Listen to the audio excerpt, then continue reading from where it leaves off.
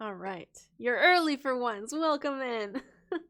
Also, thank y'all for all these. I still do not understand how like TikTok live works. So, but I do know that y'all sent me a bunch of like diamonds and stuff, which translates to some money. So thank you very much. I caught that after stream last time, after the live. Hey puppet guy. Yeah, we're just getting started. Welcome in. Just got off work, so we're chilling. I hope work was all right for you. Do you get to take some time off here at the holidays? But yeah, I still don't fully understand what translates to what, but thank you so much for all the likes and all the diamonds and all these gifts. I again don't fully understand them, but I appreciate them. Yeah, welcome in, Phantom Spirits. We're just getting started. I am pulling up the Airtable where I've got all the stories saved. I should probably have a more sophisticated method for tracking whose stories we're reading, but I don't. Hello, everyone. Hello. We're going to open up a notepad file again. Hello, hi, welcome. You're just going down the list. Danodraws, welcome in. Awesome. Thank you for submitting your character. What I've been doing is kind of like a first come, first serve. When you join, you let me know that you have a character in the list. And then I try to read through people's stories who are present. So if no one were here, then yes, I would just be reading down the list. But since people are here, I like to read the stories for those who are present so that I can read it to them, so they can, I don't know, it's fun. I get to enjoy your story while you're here. You get to enjoy me reading it. So, yes. I try to track, because it's trying to trick you. No, I know we read yours. This is where, yes, you should let me know whether you have a story, and I'm gonna ignore current chat and scroll up a little bit and try to catch some character names so that we can begin this list. So hold on. Oh man, it's scrolling down. It's ignoring me. Holy shit. Excuse me. Alright, Esben, we've got Gayle with Damaia. I've got Danodraws. Oh, no, stop scrolling. Jupiter with Jackal. Arashi, what was your character? Maybe you've said it. Arashi. It's scrolling! It's scrolling! Hold on. Sonia, yeah, you said it in the next message. Sonia. Oh, it's scrolling again! Hold still, TikTok. Hold still. Phantom Muse Drexa. It is not holding still, just FYI. Okay, if you've written it, hold still. And then I'm gonna get to the list, I'm gonna read everything I have, and then if I've missed you and you wrote it, you tell me again. Simon wrote... Simon wrote... Shit, scrolled again. Hold on. We're getting close. Frannie with faux Hymnir. Why will this chat not take a chill pill? Katie Gideon.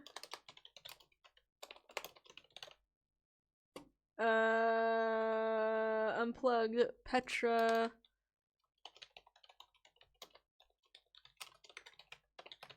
Hold on. I'm coming. I'm getting there. I feel like I'm catching up. Oh, I'm not catching up. Aeren with Ori.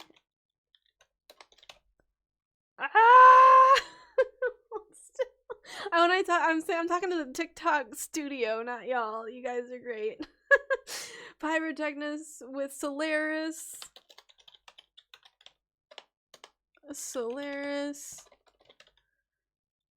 It probably went through. Hold still. TikTok studio. Take a chill pill. Can Cat Whitlow. Oh, Cat Whitlow, I missed your character's name. Circe. Isotope.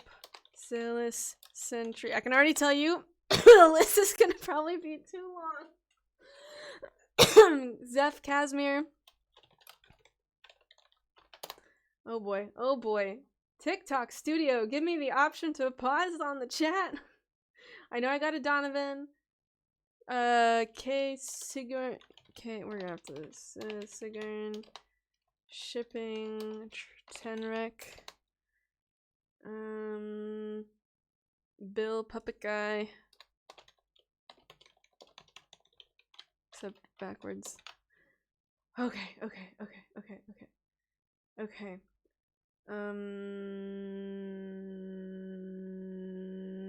Thank you. I just saw a compliment.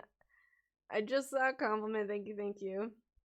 Okay, we've got Pepsi, Alia. Oh, that was another Alia.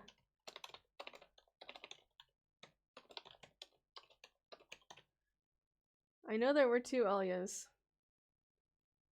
Okay. Thank you, Jupiter. I really appreciate the compliments. Yeah, y'all too many. Oh, fuck. Gwendolyn, I think? Gawain, nope. There we go.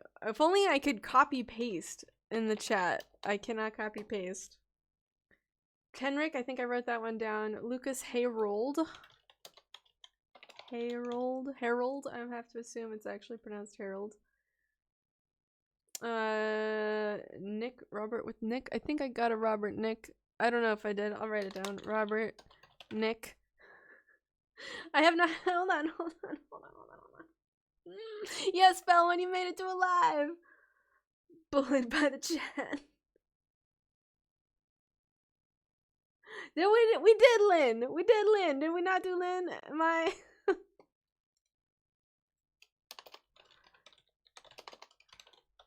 Oh boy. 3 kobolds in a trench coat. I'm sure it would be.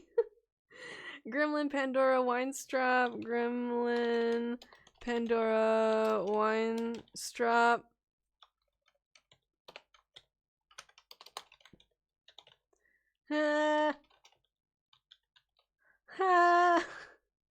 Okay, I was like, wait a second. Look, my memory is not so great. No surname for that is for the weak. Okay, I'm not scrolling back up. Hold still, I have many names to read to you. If I say I'm done reading names and I didn't say your character's name, then tell me the character's name. But wait, please, for me to read the list. Okay, Devilish Dagon, Adenus, I'm not sure how to say it. Danodraws, Kid. Do I have to hold still? Hello, welcome from the Discord. Alright, Danodraws, Kid. I'm gonna ignore chat for a second.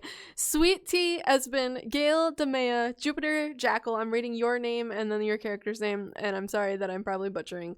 Arashi, Sonia, Phantom, Mew/Drexa, Simon, Rohushi, Frannie, Hymnir, Katie, Gideon, Unplugged, Petra, Nocturne, Aeren, Ori, Pyrotechnic, I didn't finish writing that, Solaris, Avelia, Kenna, Cat Whitlow, Circe, Isotope, Selis Sentry, Zeph, Casimir, K, Sojourn, Shipping, Tenric, Puppet Guy Bill, Pepsi, Alia, Hef, Gawain, I didn't finish writing that one either, sorry, Lucas, Harold, Robert, Nick, Vampire Rose with Nist, Gremlin, Pandora Winestrop, Rain Eyes, Astrea, Tilly, Alatar. Red light, green light. If I did not say your name, then I didn't get you.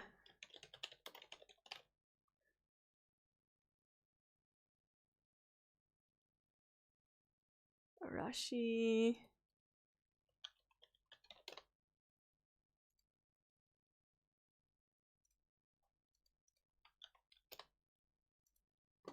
Hold on. I mixed things up.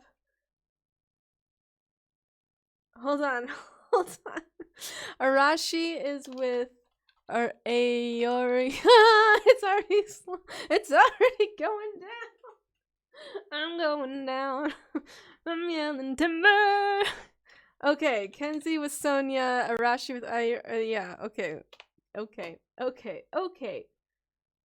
Hold. Cal the Inquisitor, Zatari.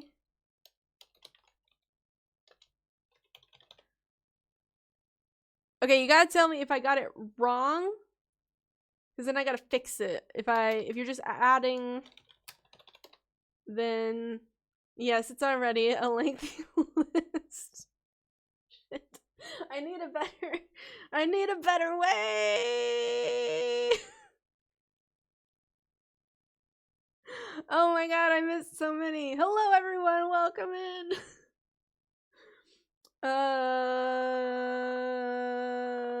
Cody.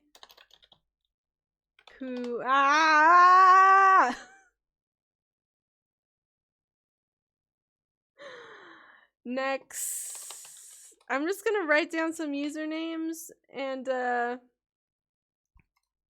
when I say your name, if you don't speak up, I'm not gonna be able to find it. Zatari, I think I got you down. I think I split up the Arashi Kenzie situation. Guardian with Percival. The chat's moving.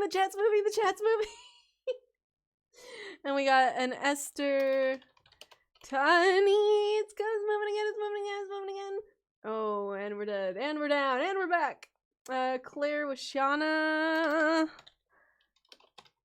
I'm doing my best, y'all. I'm doing my very best. Sheena, how are you doing? Sineadraven.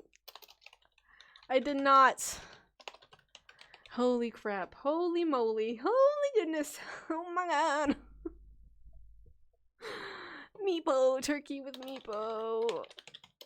Okay, soon I have to really I gotta say stop. We're not adding to the list very, very soon because we are already too many.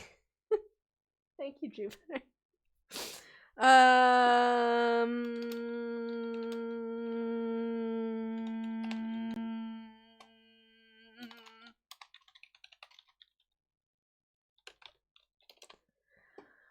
Okay.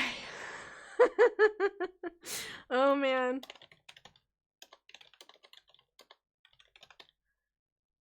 The sliding is delicious. It looks fabulous. Thank you. I put a lot of effort and money into my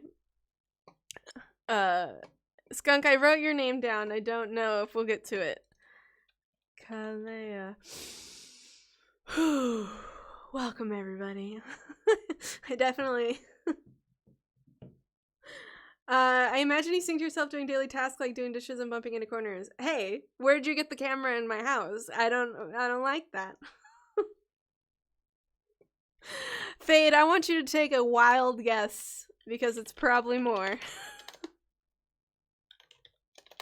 How many submissions there are?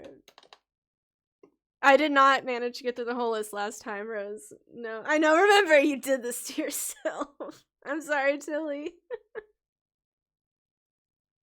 It is over 400. All right, Dana, you are over. You are over. You are over.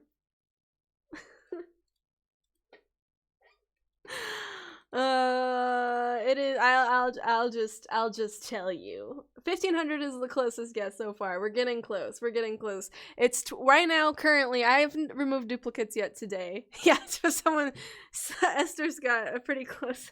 It is 1,237 currently. 1,237 submissions. There's probably a couple duplicates. I haven't cleaned duplicates today, or since this morning. I forget when I did that. I have a tool. Yeah, Esther, you were like really close. If this were like a bet, you would have won. 3 was more unrealistic. I do think Donovan's. I think you're actually quite high on the list. No? No. Where are you? I swear to God I wrote you down.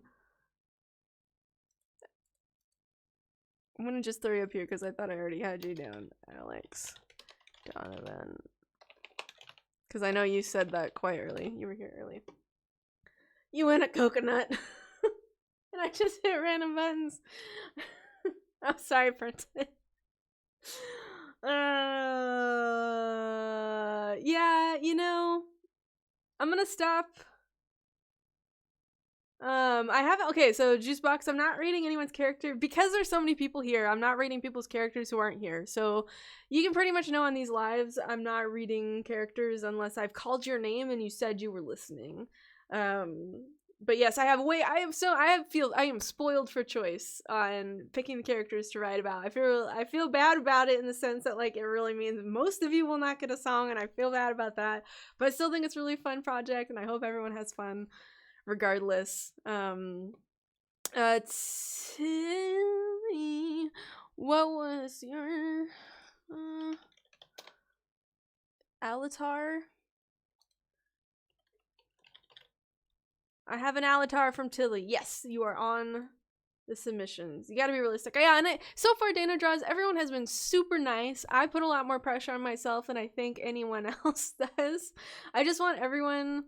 a lot of people have asked me about doing commissions, and a lot of people want... And like, what I find so fun about this is that I can just go wild with it and do what I want with these stories and really feel like a bard. Like, I'm told a story, and then I get to write the song that I'm inspired to write because of it, and there's really no pressure because no one's paying me. I mean, I do have my crowdfunding site, but like that's very different than like a direct commission where someone is telling me exactly what to do, and that's a very different, and like I've not yet felt comfortable with commissions with music. There's other stuff where I'm comfortable to do commissions, but music so far, it is just so personal to me. I don't think I could do that in that context, at least not. I don't know. I have words and thoughts, but that's all I can say right now. Where this is fun because there's no... It really just becomes a game of chance.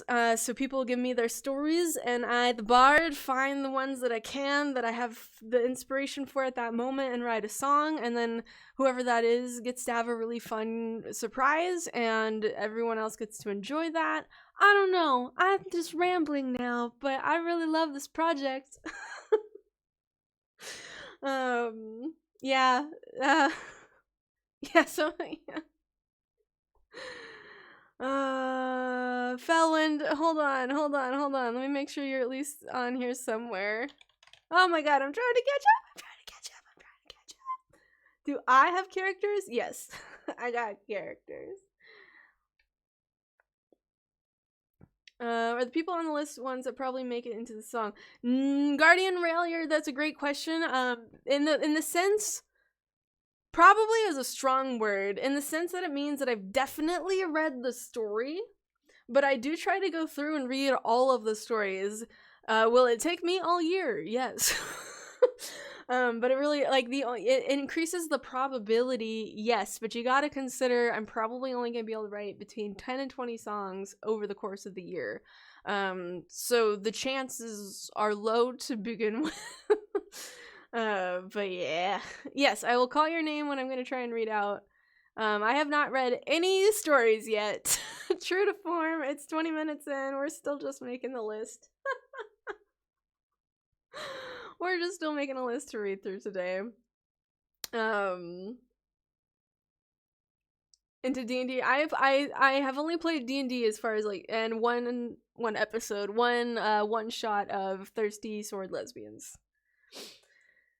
Oh, but that's what I was also excited to find a way to make the characters available for everyone else, so to do the character gallery, because that way everyone can enjoy all the submissions instead of just me like hoarding them like a dragon.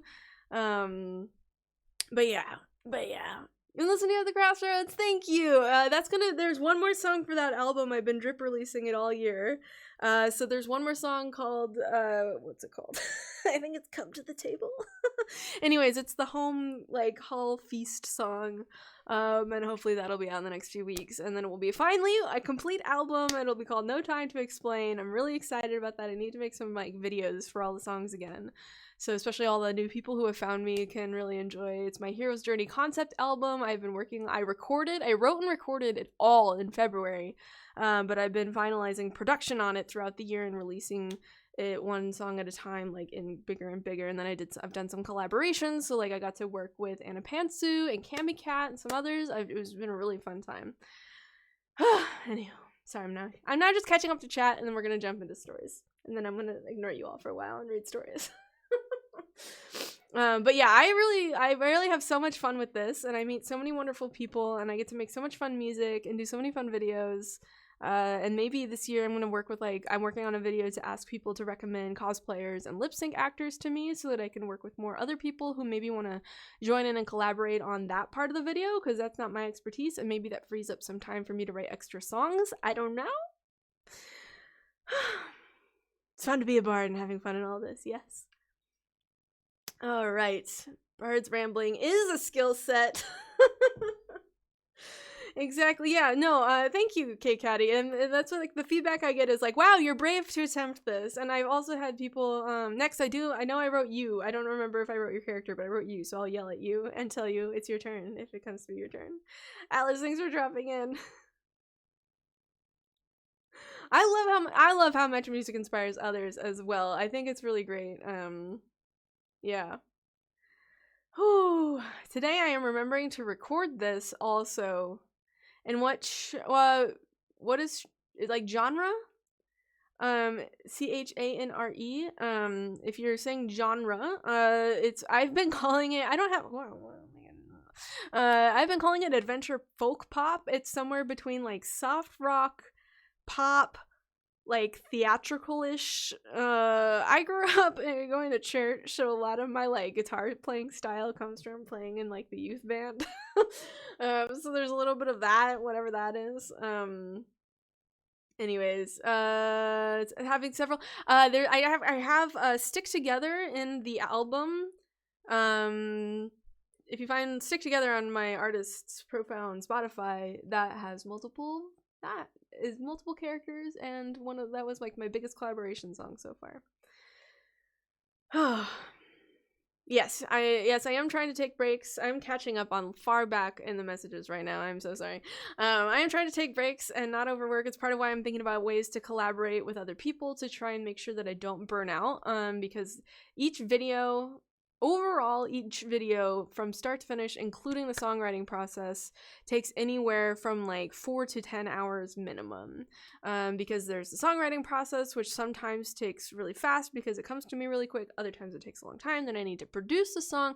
Then I need to write the introduction for the story, and I gotta take everything you wrote about your character and condense it into like a 20 to 30 second introduction. And then there's the song, which normally I then do a bunch of, I'm not an actor. I'm not an actor, but I set up all my lights and I try to do some fun effects, and then I gotta edit that all together and then post it. And you have to know it's discouraging when those do not get good views. Like, I know when people see them, they love it, but TikTok does not always like actually make sure people see it, and so that can be really sad. And I don't blame anybody. Like, it's just sometimes maybe it just didn't hit as hard. Just maybe TikTok just didn't care. I don't know, but like sometimes the individual songs just, it's a bit of a bummer. But if I work with other people, and like especially the more people who get involved who are like checking back in and like actually following up on the series, the better, and the more like that helps with the algorithm, blah blah blah. It's being a creator has so many pitfalls. Oh, all right. We're and now we're 25 minutes in. I'm still rambling and catching up. But yes, thank you. I call them episodes, yeah. I haven't called out anyone yet. Hold on. Yeah, there's so much fun stuff. I love like for me it's fun to like go back through and like try to summarize the character, right? Like catching up on your notes, remembering.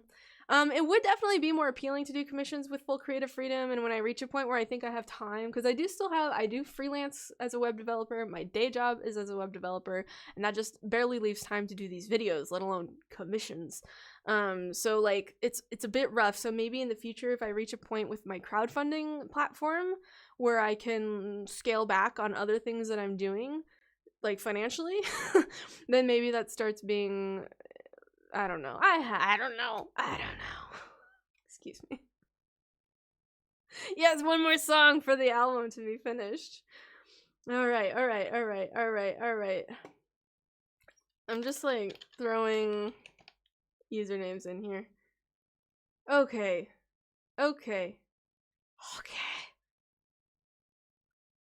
Yeah, Benidictus. And also just in general, even if I don't like officially collaborate with you all, especially if I do your character, especially if you are a cosplayer, and even if you just want to cosplay other people's characters from their songs, you are pretty much always welcome as long as you're crediting me or using my sound.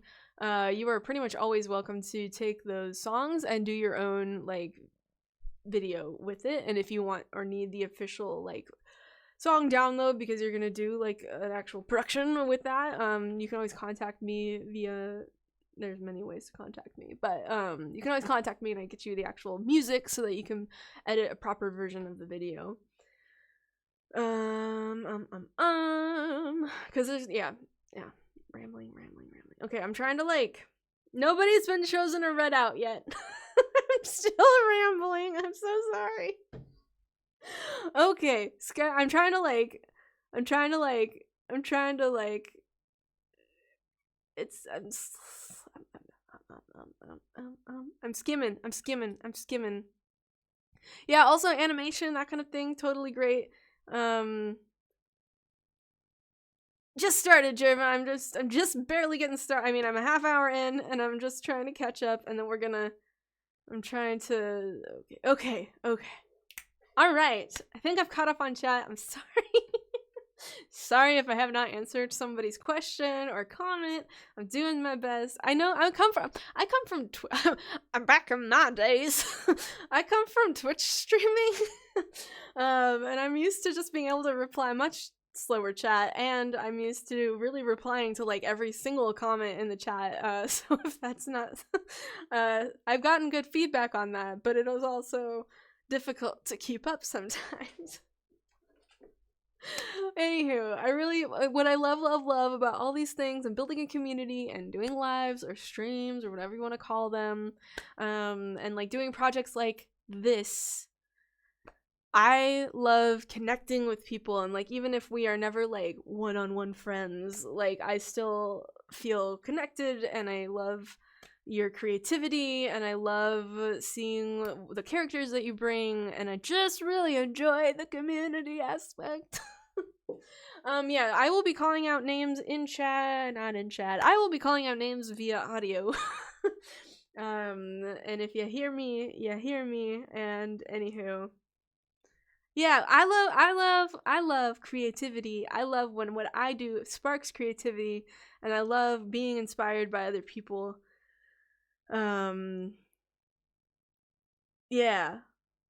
Yeah. So anywho, I know like with content creation there's a bit of a, what's it called, parasocial relationships, and I do try to create boundaries and not make it feel more intimate than it is in that sense. But I still think there's a really cool level of connectivity and a really cool level of like creativity bouncing. And so great question. I have a pinned video on my profile, or you can just go to dorko.tv, and there, like, if you want all the instructions, go to my profile. There's a pinned video with all the full out instructions. If you just want to jump into submitting a character, you go to dorko.tv in your browser and find the submit your character button and click that, and the form has a ton of instructions in there, so as long as you read through it and try to follow, you're good to go. Alright, we're going to read character stories now, and I'm gonna stop answering chat one-on-one.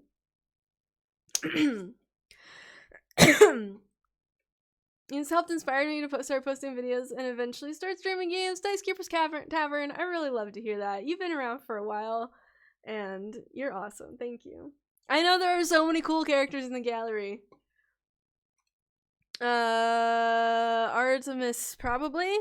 Yes, Carmen/Artemis, I have written for you. 30 minutes of pre-show ramble. Okay, I'm gonna stop rambling and we're gonna read stories for real. I say that every 5 minutes. Specifically about characters before campaign life. I want to say, yeah, that's the German, yes, no.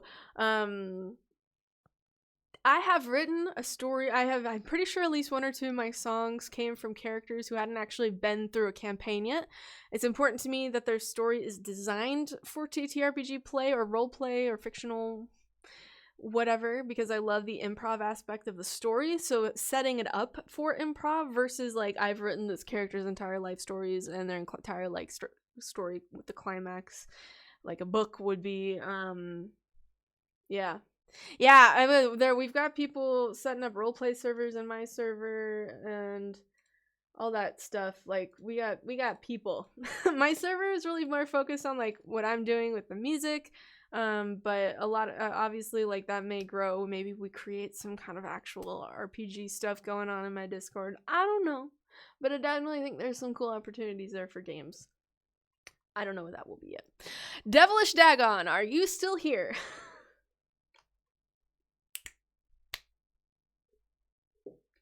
If you're still here, we will get started with you with, is it Adonis?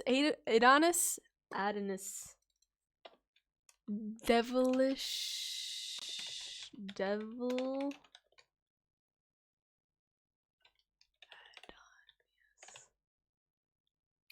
I feel like I spelled it wrong. Is Devilish Dagon still in chat? Time to vibe. Alright, I'm not hearing from Devilish Dagon just yet. I'm gonna overwrite this. Vibe time. I was told last time that this was very like podcasty once we got going. I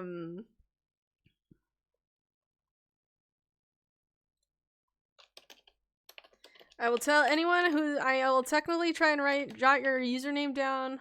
TikTok crashed, how could you? Attendance is being called. Hey Bean, thank you so much. How are you? Alright, Danodraws, you're still in chat. I'm trying to write down usernames. I'm just gotta warn you, we only made it through 25 last time, and that was a 3-hour live. So we're already over that, I think, on this list, so I can pretty much guarantee we will not reach any more people. Got some Rare Americans playing in the background with this one. Okay, Danodraws, we're gonna do Kid. I'm gonna find Kid. If we see Devilish Dagon back in the chat, let's try and let them know. Let them know. I don't know who they are. I know bodily definitely content. I need kids. Alright, Danodraws. Found it. Okay, Kid. She, hers, steel bond. Okay, what's a steel bond? If anyone wants to give me like the TLDR one sentence. Psy fighter, 18 years old. Party role. Our Kid has claimed Kid as the leader and tactician, as her father is a renowned adventurer, and she was the first to deem the group an adventuring party. Alright, I cannot add anyone else to the list because we're already not going to get through the list. Homebrew, cool. A weapon that has a psychic form of a body. That's really awesome. Yeah, a lot of people keep asking, and I thought I was pretty vague in terms of like what's allowed in my video, because I don't think I ever say D&D. I think I just said TTRPG. And so I get the questions that it's like, does it have to be TTRPG? But like homebrew, totally. Totally. Alright, back to Kid. Backstory. Kid left her father's side to finally taste real adventure and not just the tales of that he spun of his work. Sorry, a lot of times I trip over my words, not because you wrote something wrong, I just, you know, a bard, I'm great with words, what can I tell you? Kid, unknowingly, is a steel bond. Oh, look, you wrote the explanation right here. A personified weapon, specifically a partisan. If only I knew what that was. Steel bond love weaponry, hate rust and being dirty, and have a natural pull to combat. I'm going to put my computer glasses on now that I'm actually staring really hard at the screen. They have psionic ties to weaponry and the psychic imprints left on them. Kid wants to prove she has the smarts as a tactician to solve a mounting political tension in the north. As she travels through, she is discovering she is more not just a simple human fighter, but a manufactured weapon. Oh, that's neat. Alright, current story arc. A major conflict that has not been resolved is Kid has always feared that she is mundane compared to her party of interesting folks. She has no clue what she truly is, and her father, who is a helicopter parent, has hid her steel bond secret from her for her safety. Small instances of her hyper-focusing when two blades clash in battle and weird dreams of weaponry and war. I get chills when I read these stories every damn time. From the past begin to haunt her strange connection to weaponry. I literally, like, I feel it run down my arm. Two blades clash in battle and weird dreams of weaponry and wars from the past begin to haunt her strange connection to weaponry. Kid is currently adapting to being a leader, overcoming the difficult in leading a party of people who struggle to work together and guiding them as a tactician. It falls on her shoulders to plan for their safety. ... Excellent. Excellent. All right, specific anecdote.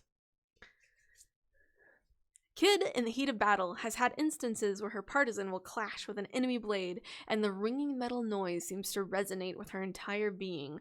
Her steel-colored eyes enter an odd trance as she becomes less human and more weapon. Character details. Kid's favorite colors are bluish green. She also enjoys gray tones as they remind her of weaponry. She despises anything rust-colored. She polishes her weapon collection frequently and cares for them like people. Her biggest pet peeve is when people mistress. I'm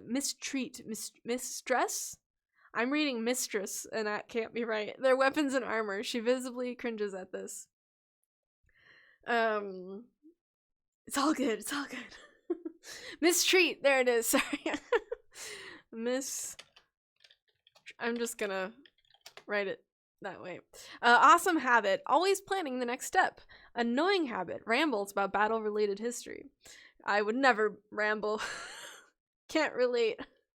Her most notable traits are her eyes shine like polished gray steel, and she has white streaks in her hair. I have to say, white streaks in the hair is just always good. Always good.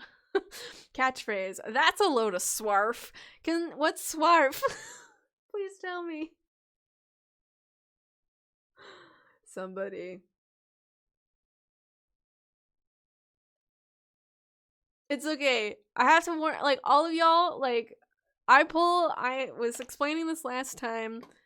What I need from the description changes depending on my mood in a day. So, like, sometimes, yeah, like, these you're so real for the love of white streaks in there. Yes.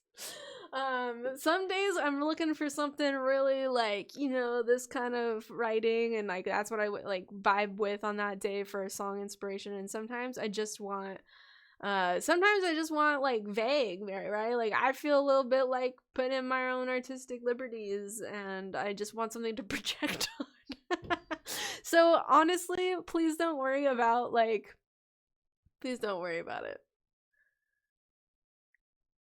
I didn't know what swarf was until I researched. Wow, whetstones and weapon treatment. I see. So all to say, it takes all types, and I connect with different types of writing in these stories differently every day. So it really, it's all good.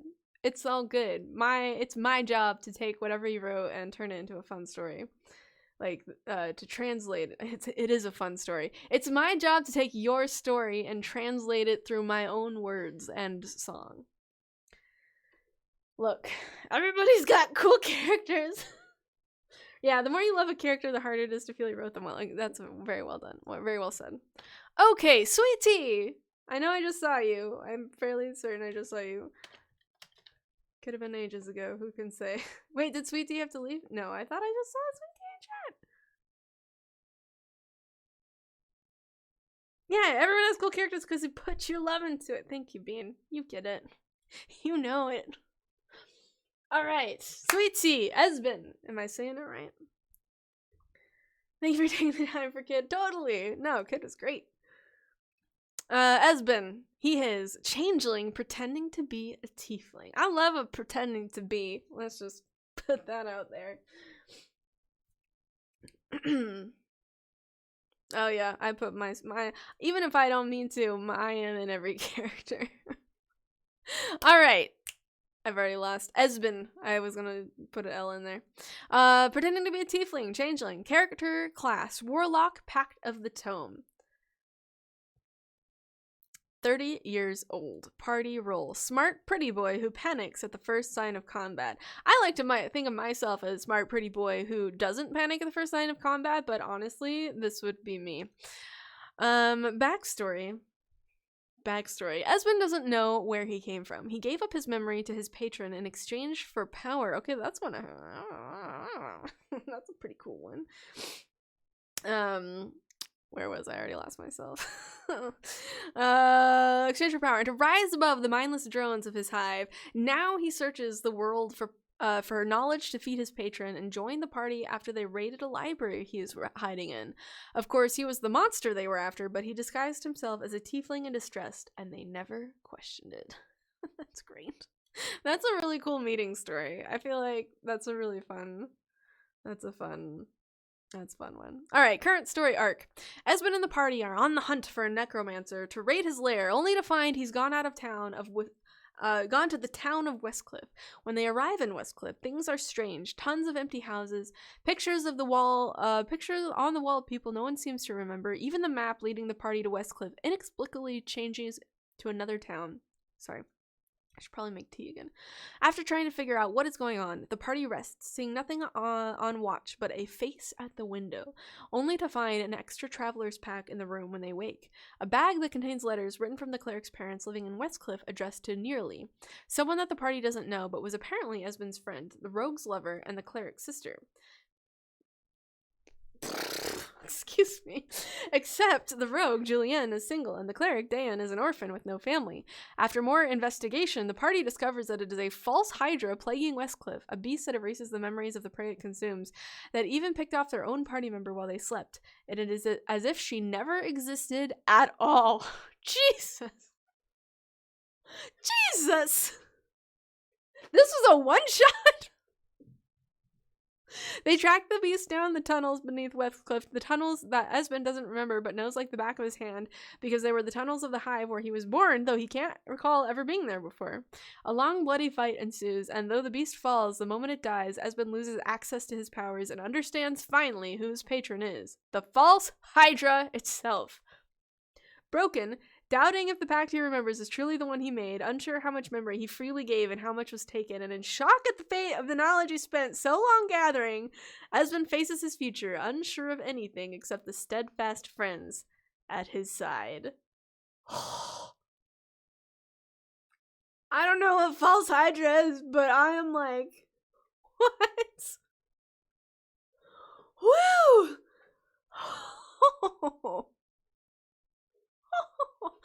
Alright, specific anecdote. This is a one-shot. This was a one-shot. What a trip. Alright, anecdote. I'm telling you, every single time I get chills reading these stories. Esben had an amulet of fireball that used to explode a bone dragon in his first combat, but in the empty pack of Nearly, the stolen party member, there was a spell book filled with fireball, and the spells correlated to the other party members' items. The items were never magical at all. Us using them in that combat was a Hydra's song erasing Nearly from our memories. In reality, she had been there casting those spells, but once the Hydra took her and the memory of her was erased, those spells still had to come from somewhere, so our brains compensated by making us think that the items were magical. In truth, they're merely trinkets, gifts, and mementos of someone we will never remember. Can you grieve someone you never knew existed? Shit.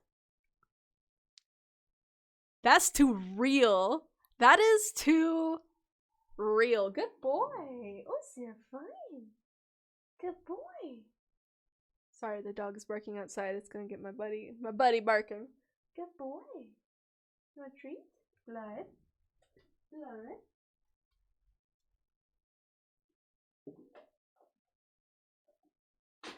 Good boy. Oh, you're fine. We've been working on training him not to bark when the dog barks outside. Good boy. Oh, he did so good. Yeah, that's super dark. Okay, character details. Yeah, protect the home. Whew. Wow, that was a story. Oh, okay, we're gonna read the details. Move on to the next character. He is the most generic-looking factory red tiefling you've ever seen. He loves to read and will spend hours poring through books or interrogating people about niche details of their trade. But he can be quite blunt, and he doesn't like people watching or looking too closely at him. Well, makes sense. Calls everyone darling, hyperventilates in combat. Cleric, that's bad for your soul. Esben, bold of you to assume I have one, darling. Oh. Oh. All good, Ghosts Kitten. I have a tool for that. I've just been deleting doubles. Okay, sweet tea. Good. I feel like we needed... Calls everyone darling and hyperventilates in combat. Yeah. I don't call anyone darling, but... Alright, Gayle with Damaia. Are you still here? Damaia?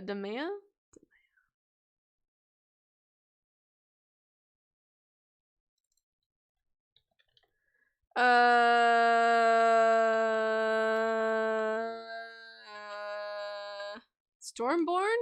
No, that's tempestuous. Thomas? Ergonazi? Yeah, that would be you. Your name is Tom. Then yes, it's in there. I do not have you for reading today. The list is already too long. Yeah, Benedictus. Right. Okay, a himbo. Right. You're all there. No. Let me find you. Because I know you were in here earlier than I wrote your name down.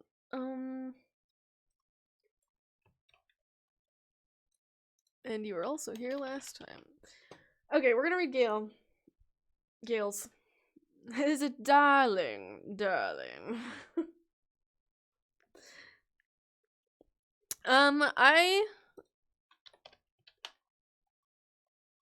I don't think so. I'm really sorry. I'm not adding more because I already don't think we're going to finish this list as it is. If anyone has seen Devilish Dagon, also, they were first on the list, but they haven't been here. Cleo is probably in the submissions list, but I don't think here on my list to read today, unless I forgot, in which case I'm sorry, and if you stick around, we would get to you eventually. Next, I know I wrote your name down. I don't think I got your character name. Arlo. Gayle with Damaia. Okay, Damaia or Damaia? A or ah? Felwyn, I wrote your name down, I think.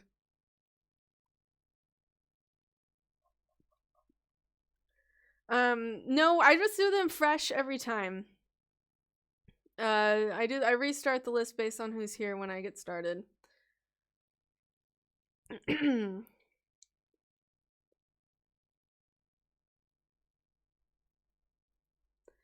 So Tiefling, mostly because I don't know who's gonna be here every time. I mean, if I notice that there's people who are really here and I keep not getting to them, I'm gonna try to get to you. Like I think I'm gonna try to get Benedictus here soon, because Sineadraven was already on the list last time and then was also here now, so that kind of thing. But I don't have a real system. I'm sorry. Alex with Donavan. Oh yeah, I've got you like 5 or 6 stories in. So if you can hang out for a while, then we can probably get to you. All right, she, hers, tiefling, Damaia. I've already lost it. Damaia. I've come up with new ways to say it wrong. Damaia. Damaia. I'm gonna just stick with that. You can tell me if it's wrong. Tiefling, bard with a smiley face.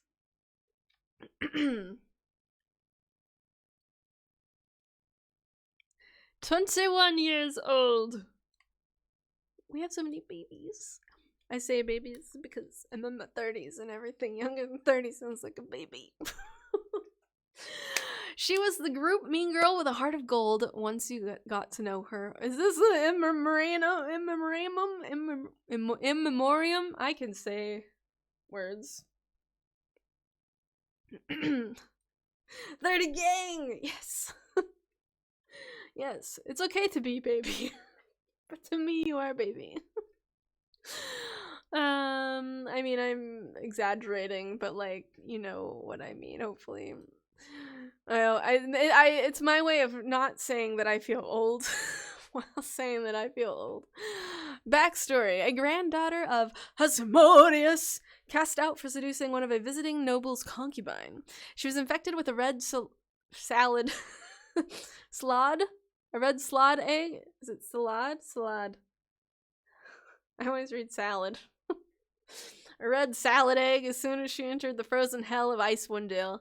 Her motivation to stick with her party is protection and found family. R.I.P. Oh, on a particularly current story arc. On a particularly cold morning after a night of drinking and other activities, the red slod burst from Tamia's chest, killing her instantly. Her younger sister saved the day, and she was laid to rest by her party, who claimed she was the best bard around. Specific anecdote. Damaia is known for writing and performing in many classics such as Vroom Vroom, Shut Up and Drive, and most famously Party Rock Anthem on her trusty lute. Her song soothed souls and grew her party closer than ever. Details. She was known for her striking golden eyes and long curly black hair. Her favorite cantrip was Vicious Mockery. Amazing. Absolute bangers. I do, because I'm so dramatic reading, or the character stories.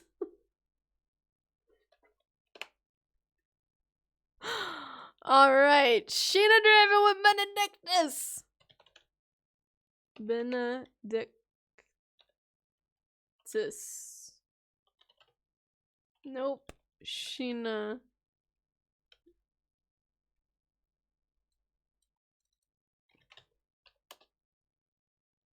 Benedictus!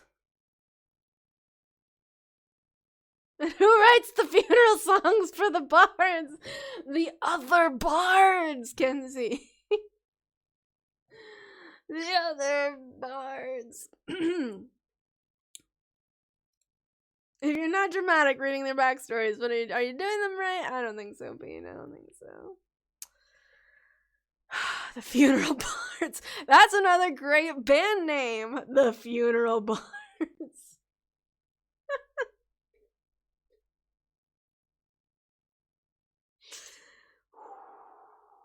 Alright, I'm so sorry if anyone's been joining and asking for their character to get added to the readme list.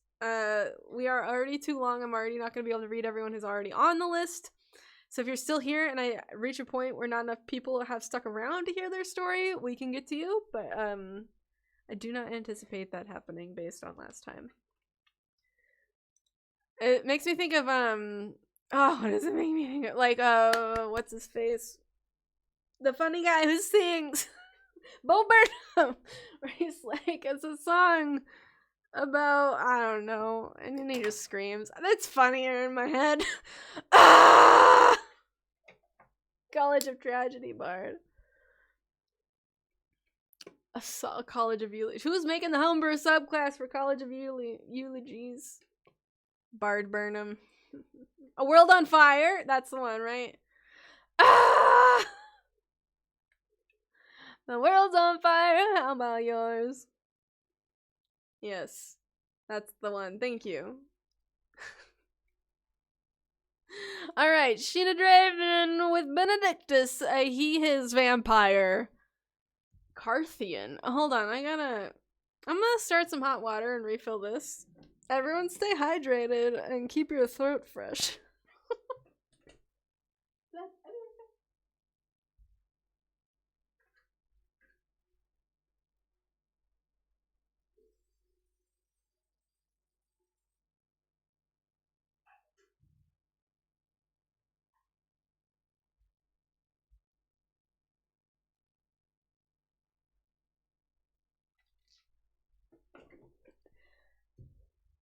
Oh, sweetie. So there have not been VODs. The last one was a 2-second long download. I thought I could download it from TikTok, but something is wrong with the live studio, and my 3-hour download is 2 seconds long. Because I was going to make a VOD and upload it on YouTube, but today I'm recording it locally to my computer to avoid such issues. So there should be one of this. I will upload it to YouTube later, assuming it actually records correctly. Yeah. I didn't realize y'all wanted to watch these after the fact, so I hadn't really put so much thought or effort into it, but after several people wanted to see the last one, I made sure that I clicked record today locally so that I don't have to rely on weird TikTok stuff. Not Jarvan. Let me check real quick. I have a Jarvan, but you are at the bottom, so it is unlikely we will get to you, but you are there. But yes, I will upload the VOD to YouTube later, so if you miss it, you can go find me there. My name is pretty much everywhere the same. Words that are in a correct order. You can find me here, and on Spotify, and on YouTube, and all the places, and Dorko, and Dorko, and Dorko. You can spell it the same way as it is on TikTok. Frannie, I do believe, yes, you are in just 1, 2, 3, 4, 5 stories. Yes. Alright, Benidictus. He is vampire. Carthian class. Another. Is that homebrew? Thanks, Bean. I have an Athena. If it's you, probably. But also right towards the bottom, so no promises we make it to you. A face at the window. I am not reading anyone's who is not present. No rain eyes. I know I haven't gotten to you because I remember writing your name down and not calling it out yet. And we've only read, like, a few names. Me, hold, are we doing? No, I'm not reading anyone who's not here.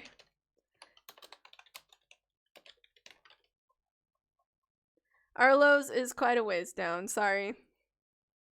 I can't even count that many numbers. No, I remember writing you down. I don't see you at the very top of the list really fast, but I do remember writing you down.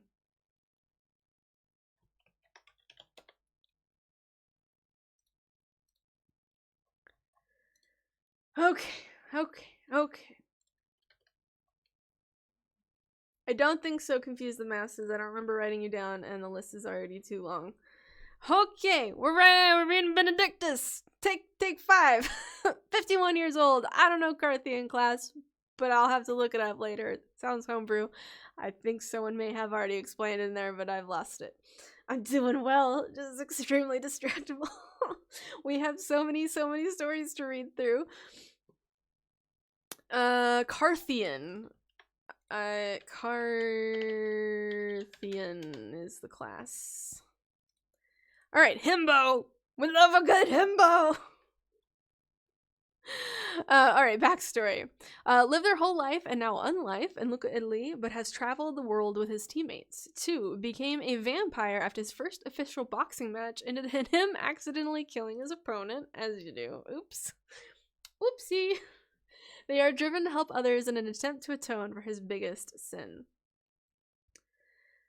You can pretty much know if you were not here and I did not ask for your name and you have not heard me read it, I have not read your story. It happens. I'm only reading people, since there are so many people who want a story read, I am only reading a story if you are currently present when I get to your name. Alright, current story arc. Part of the vampire group known as the Undead Disasters, another fantastic band name, by the way. Benidictus, the freight train, and his friends are trying to stop the Horsemen of War, Moonshadow, from bringing forth the apocalypse. They fought back Moonshadow's forces during a heist to steal the Death Cult's battle plans. They are currently trapped with the other undead disasters in a dreamscape made by Moonshadow's former right hand, Entropy. These are some banging names, by the way. Cersei's type is almost purely himbos. Amazing. Anecdote. Once failed 7 times to stop themselves from falling off a building. That's me, except not like actual building. I broke my toe as a child on the floor. There was no obstacle.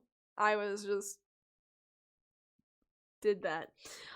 He has punched 3 different machines to stop them working and has lost an arm each time. How many arms? Does he grow new arms? We deadly fuse. That's an excellent name. Yes. I sprained both my ankles at the same time. Oh my god, Bean, yes. That's what regenerate is for. Oh my god. Okay. Character details. 7 foot tall, extremely muscular, strong tattoo. Large tattoo of the Virgin Mary on his back. Wears every friendship bracelet that has ever been made for him. Always carries around glow-in-the-dark bracelets and glitter. 51, but looks 24. I ran into a wall and fractured my skull when I was young. Oh no. The obstacles were the friends you made along the way. Oh, welcome in, Skywolf. I hope you're having a good time. The Joyful Damned. That's an amazing. These are some great. Everyone should be writing these down and making band names. Okay, Benidictus. Thank you for that. Jupiter with Jackal. Are you present? I'm gonna go throw some hot things with flavor into a cup and be right back. But if Jupiter with Jackal is here, I will be back momentarily to read your story. Just a second.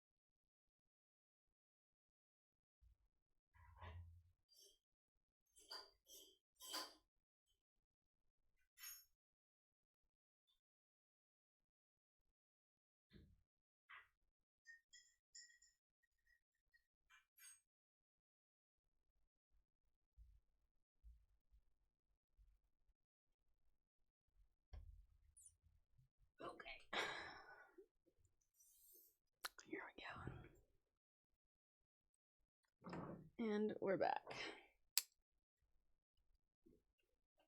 Almost got killed by a door last year. Oh no. Oh, could you see the puppy when I was gone? Oh, I'm too much. There you go. That's a much better stream. Oh, aren't you a cutie patootie? He's like, yeah, but I don't like to be on camera. I don't want to disturb him or I'd hold him up for y'all.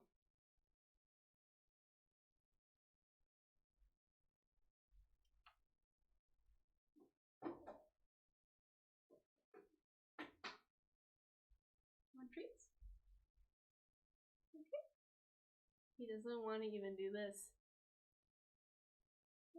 He knows he's on for view. He is so lazy right now. He is very camera shy. Good boy. His name is Bilbo. He is extremely camera shy and gets really weird when we try to hold him in front of the camera. He's very aware. Thanks for all these gingerbread men, by the way.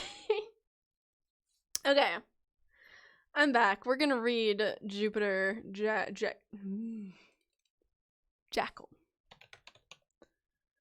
If I could type it correctly. I clicked red, right?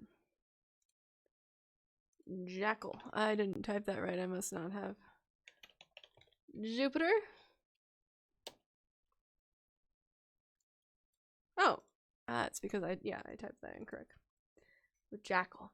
Do you want to come up here? He's like, not even a little bit. Where are you going? Okay, bye. He wants me to leave and go cuddle him on the couch. Or in the bed. He would also accept that. The thing is, if I did, he'd cuddle me for several minutes and then ignore me. Okay, Jackal, Silverdust, he is half-elf bard, 21 years of age. I do not know. I have no schedule. I'm sorry. I know good content creators have schedules, but I do not have one. I got none. Feel free to join the Discord. I tried to give at least a few hours heads up. Like today I knew I was thinking about streaming, so I gave a few hours heads up for the Discord folks. But beyond that, I'm just not at a place in my life where that's happening. But I do hope to stream at least a few more times the next couple weeks while I don't have so much work. I am on holiday. Yes, there is a Discord. There is a link in the footer of my website here, if that's probably the easiest way, or you can just go dorko.tv/discord. That should redirect you to the invite link. That should drop you into the Discord. Yeah. Alright, Jackal Silverdust. A baby.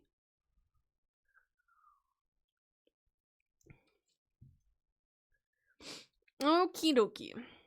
Party roll. The loud, enthusiastic character bard, always eager to sing or play a song to cheer someone up, who also has a soft spot for youngsters they meet along the way. He's not that much of a baby. Okay, back to the thing where I feel old and this is how I say that without saying it. Alright, backstory. Jackal was born in Waterdeep with his little sister Elise. He was left by his parents with his sister to a barkeep, Darius, with the goal of leaving for Jackal to study to become a well-renowned wizard. Something didn't happen right then, because he's a bard. That didn't happen because of him falling in love with music and becoming a bard. That was the next sentence. After dropping out, he ended up mentoring under the Archmage Varya Safar until he met the party, the Earthen Ones. Oh no, oh, you're good. No grammar, who is she? No, not TikTok, be dying! Don't let it die! Not today. Alrighty. Where was I? Current story arc. With joining adventuring party comes enemies that they make. One enemy being the Purveyor, a very powerful demon with lots of ties to nobles. The Purveyor kidnapped Elise, Jackal's younger sister, and sacrificed her to bring back Noble's dead. That escalated quickly. The kidnapping was bad. And then it escalated quickly. Kidnapped Elise, Jackal's younger sister, sacrificed her to bring back Noble's dead child. This, of course, sparked Jackal to try and save her, but backfired, Elise being possessed by the now demon child and to be killed by said possessed Elise. Oh. One day, you're bartending with your little sis. Next day, she kills you. Jackal was Jackal was revived by the cleric in the party, but lost his sister due to the party killing her. In the end, they were able to bring Elise back from the dead, but not without side effects. The cost. It's gonna be that one audio where it talks about a snail and then goes, 7 nuclear missiles! Oh boy. Where was I? Side effects. The came back wrong trope. In this conflict, the party had lost the other bard of the party, 2 bards in one party, crazy, I know, who had been a makeshift brother in a sense for Jackal. Now the party is in Avernus to bring back a city and ran into the Purveyor again. The Purveyor killing the party's paladin, who Jackal had a strong sibling relationship. Jackal's gotta stop making sibling relationships. It just does not spell good fortune. Whistling Witch, welcome! Excuse me. At this point, as if he didn't already earn it, Jackal has a full-on hatred for the Purveyor, having the urge to get revenge and kill the Purveyor for all the grief that he caused. Well, yeah. Good grief. Jeez Louise. It's like the Purveyor said, you specifically are going to have the worst day of your life every day of your life, and I'm going to make sure that happens. Family deletus. Delteated. Jackal was meant to be an only child. Specific anecdote. While in Candlekeep, Jackal and Carrie, the party's monk, were shopping for new clothes as both of their clothes were very torn. The two of them come into the shop and were immediately greeted by a very flirtatious shopkeep. Now, Jackal isn't your typical bard. He can't flirt for shit. Same. He can recognize when someone is flirting with him, no, not same, but can't flirt back. So he's awkwardly getting himself sized for clothes, and Kari, the mega flirt, is flirting back with the shopkeep. If you didn't know who was what class, you would think Kari was the bard just from how they act around people most of the time. Hey, Frozen Girls, I'm not reading anyone who, Peter Parker, Petra with siblings. Excuse me. I don't know if I haven't, come on! Jesus. I'm not reading people's stories who aren't here. There's too many people who would love their stories read who are here. So I'm only reading stories for folks who are here. Also, the list for that is already too long and we will probably not finish it, just as a heads up. I guessing we didn't, due to what I just said. So if you don't remember, then I don't remember. I definitely didn't cry at all that session. Okay. Details. Color purple. Favorite color is purple. Favorite pastime, reading up on old stories or playing his flute or thinking of new melodies to play. Number one pet peeve is people over-explaining things when it is very obvious. I would really annoy Jackal. One awesome habit is that he'll spin his flute around as if it's a weapon. One annoying habit is that it's the constant talking that he does. He is a very talkative person. Mood. On his right shoulder, he has a Raven Queen tattoo. He has many scars. He's a bard who will not take a hint to back away. His main scar that you can see is one on his throat from being slit one or more times, you know, as you do. Scars on his arms that look like vines that slashed and constricted on his stomach from being stabbed by devil's pitchforks. No biggie. A few catchphrases would be fuck around and find out, oh shit, and let's be reasonable, please.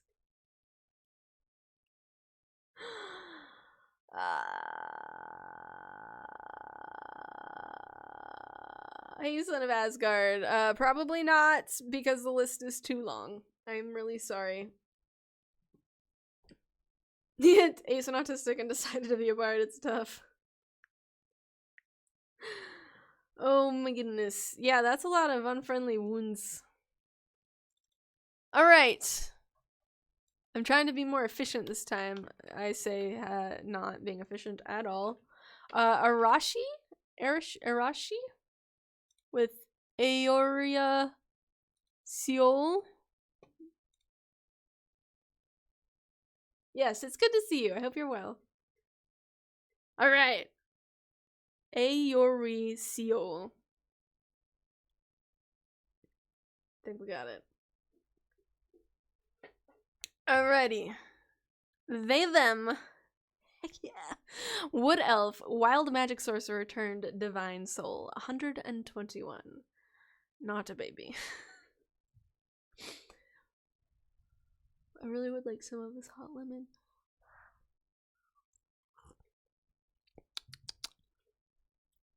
Party roll. Reluctantly, the face of the party. Only one who's allowed to speak to people half the time without someone getting in trouble.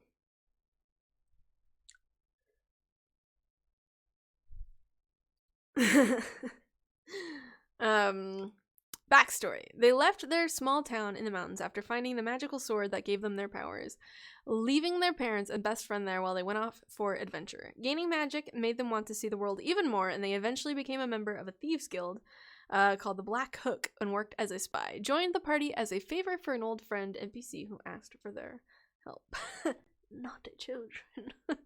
Also, I will just say for the chat, my pronouns are they, them. If you please. Alright, current story arc. Their fiancé turned out to, unknowingly even to himself, be working under one of the big bads and being the runaway son of a world leader from another country. Uh-oh. Hate when that happens. They blew up an evil queen in her sleep, who was our next boss fight. When left alone with the rogue light for 2 hours one time. Uh-oh. Uh-oh, babies and babies. Their magic sword turned out to be long to the god of magic and is called True Love's Kiss, as cheesy as that is. After learning this, they eventually gained full control of it and shifted from wild magic to a divine soul sorcerer. Their party is in the end game, currently trying to fight one of the actual gods to restore free will to the world after he, the god, bound everyone to the exact pre-written fate. They also got engaged in game. I know. True Love's Kiss. I'm so scared of giving my characters significant others for this reason. Every time I have my character has no actual like romance, love, whatever, whenever. But my brother is my DM, and every time there's a character that my character really likes, it's platonic, but like my character used to have a significant other. It's platonic, but he thinks like he just is always like, oh, we'll tell April. We'll send that to April. We'll see how April's doing. And then every time I'm like, oh, and then we're gonna go find April, and he'll be like, if she's alive. He's always threatening her. Nothing's happened yet, but that makes me even scarier. Okay, Bean, sounds good. Alright. Anecdote. One time, they dimension doored 300 feet over one of the big bad's heads and used an elemental drum to drop an earth elemental directly onto his face. Yes. Nailed it. Failing to propose to his boyfriend in game is very funny. I love it. Oh, no. Character details. Another purple favorite character. They're left-handed. They have a pet tanuki named TNT. Engagement ring they had engraved with runes needed to make it the material component for one of their most used spells because their fiancé is an Azamar, and the spell needed a symbol of another plane engraved into an item. When they were still wild magic, they changed heights at least 4 times in games. Yeah, what's with this purple? The gold ring in their hair is a symbol of the Thieves Guild. Yes, I think there is a disproportionate amount of characters whose favorite color is purple. That's all I know. Kenzie! It is, oh, it's a great color, don't get me wrong. Hi! You're the one with Sonia. I have this, based on how many people keep asking me to get, like, update their characters, I have this fantasy that I will have some time and energy to put together a little app so that people could claim, like, log in with TikTok and then claim the submission with the matching TikTok name. However, I don't know if I will actually have time or energy to make that, but, it is something in my skill set. I just need to figure that out. I don't know if it'll get done in time for this to happen, but so many people want to update their submissions, and I'm trying to help with like the really critical stuff, like if you put the wrong pronouns or something, but I cannot help 1,000+ people update and manage their submission. I would also want to be like, there needs to be a point at which I lock it, because if I look at it and then it changes, that's not going to work very well for me. No. So that's in the cards. I don't want to make any promises, but there's so many people who have asked me or like mentioned that they want, it makes me want to like do that. Thanks for coming in. Have a good day. Yeah, I'm glad you got my live too. Good to have you. Okay, Sonia, Sunni of Mada. She, hers, human, a ranger, 23 years old. We're not quite over 2,000 yet, but we're getting there. But yeah, so they're constantly changing. So I'm like, I feel like there would need to be like a limit, like how many times you can change it. And then if you suck, if you forgot after like 2 or 3 changes, sucks to be you. Not if you suck. Nobody sucks. Oops. Nobody sucks. You're all beautiful. It just may suck to be you if you forgot something after 3 saves. Okay. Party roll. Skilled sniper with a bow, quiet and kind, but gets the job done. When she's mad, you know something is wrong.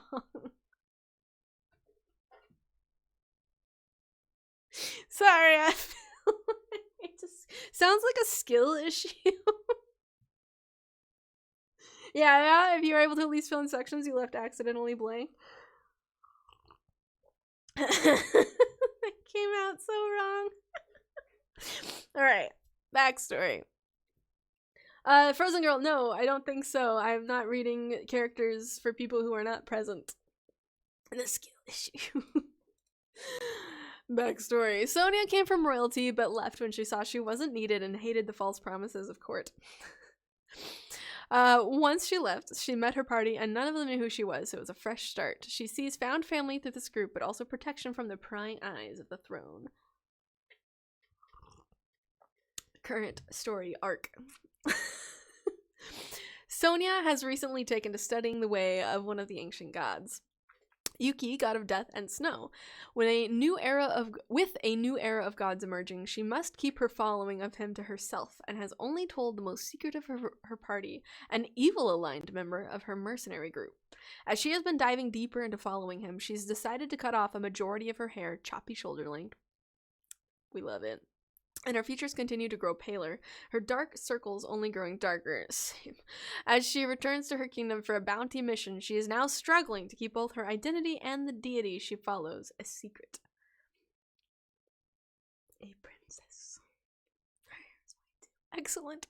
She saved a member of her party by, this is an anecdote, she saved a member of her party by begging the death god to save him. Her eyes glowed and she levitated from the ground as her god performed the resurrection through her before passing out. Her party still doesn't know it was her who saved him. Character details. Favorite color, royal colors, blue, dark green, and silver. Epic. Loved climbing trees as a child. Tattoo of a snowflake on her collarbone marking the deal she made with the death god. White hair, am I understanding? I'll add that to the, I wrote white hair. White hair. I will add that to the character details. Is there anything I kept to keep it too short part 2 literally? The thing is, like, it is very fun to read the in-depth stuff, don't get me wrong, but it's also good to have the short ones, especially on a day where I just don't have the energy to read through as much. So I was saying a little earlier, you know, it's good to have the options for me.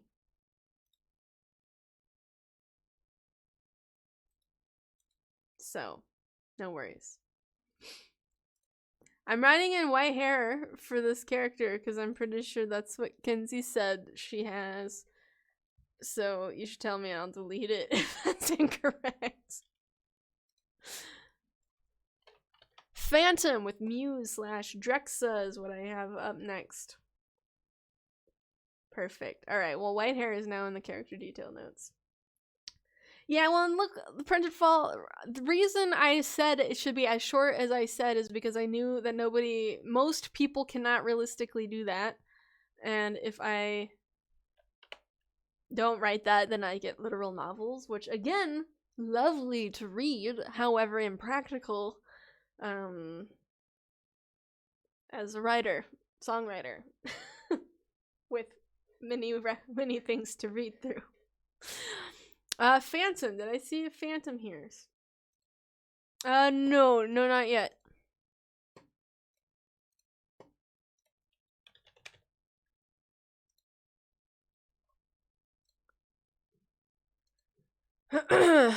Muse / Drexa is what I wrote.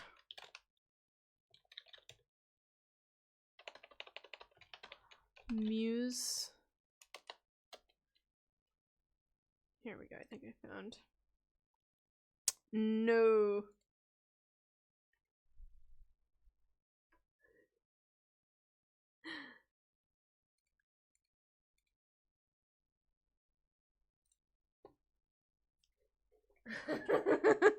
Muse is the nickname. Okay. I see. Yes, here we go. Her name is Drexa Rothsgain, alias. I'm gonna, like, just for my own sanity searching this, I'm going to shorten this a little bit.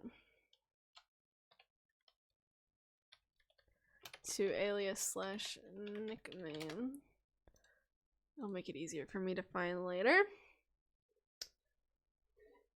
Okay. I think the only person who I've called who wasn't here so far was Devilish Dagon, who, if you're here back again, let me know. Drexa Rothsgain, alias nickname Muse. She, hers, Dampier, Eloquence Bard, age 23. Party roll. TikTok's gotta quit crashing. It keeps crashing.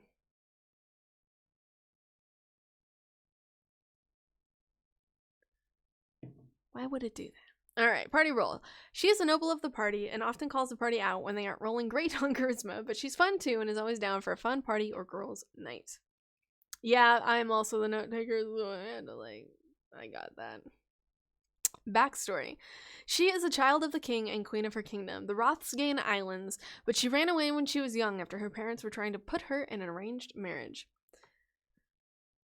Excuse me.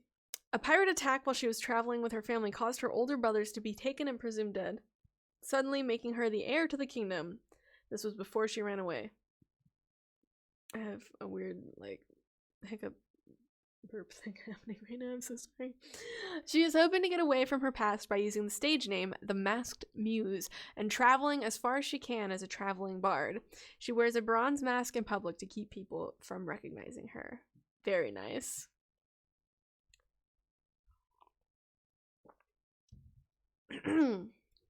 Current story arc.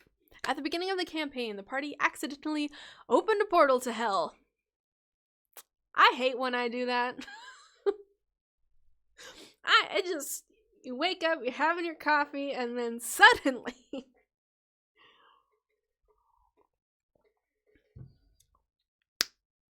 accidentally open a portal to hell, meaning that the entities there are more able to interact with the world. Not again. This party accidentally opened a portal to hell. She's currently at a large party with the rest of her companions, and the party is filled with powerful demons and angels. She's trying to find a way to navigate the party without the party getting into deals that they might come to regret. This is why I made sure to have an artist credit section. She learned that the demons at the party have secretly been orchestrating the events that are happening and are using scrying to watch the party like a reality TV show. Feeding into my Truman Show dystopian hell fear.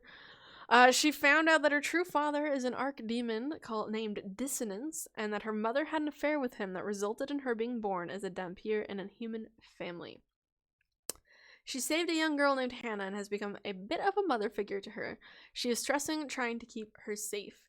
In the beginning, she felt hopeful, but now is beginning to feel helpless, scared, and pretty sad.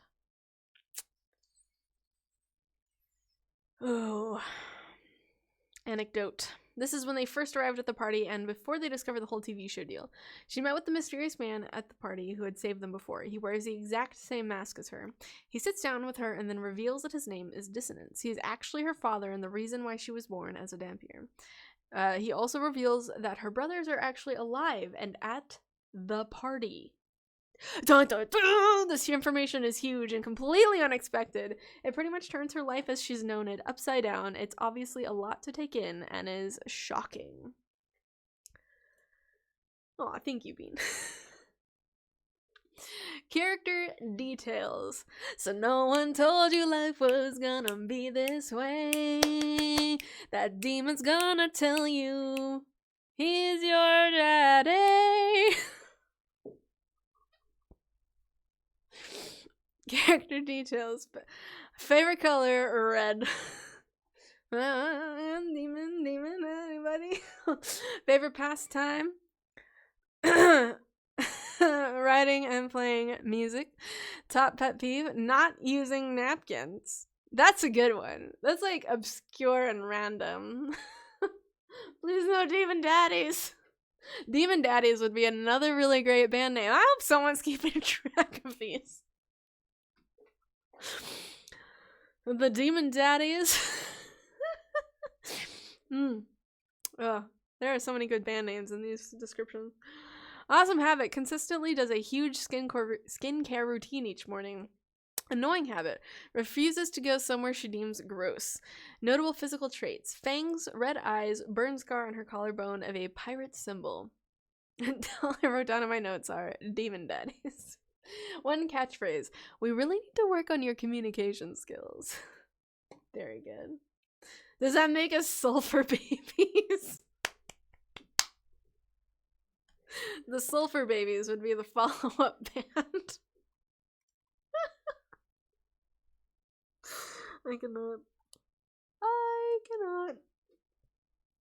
Amazing. Perfection. All of these are amazing. Alright, we've got Simon with Roshi next. Roche.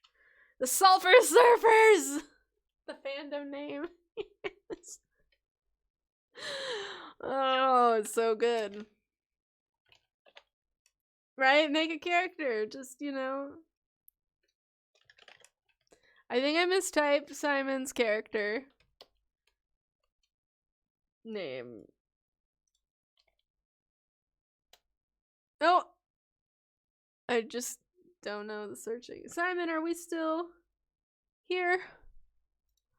Has anyone seen Simon? Dungeons and the Dragons. Sulfur Babies are the children of demon daddies and go to Battle of the Bands thing again. Yeah. I don't know. It's a revival band, but I don't know if that's correct given the whole demon spot thing.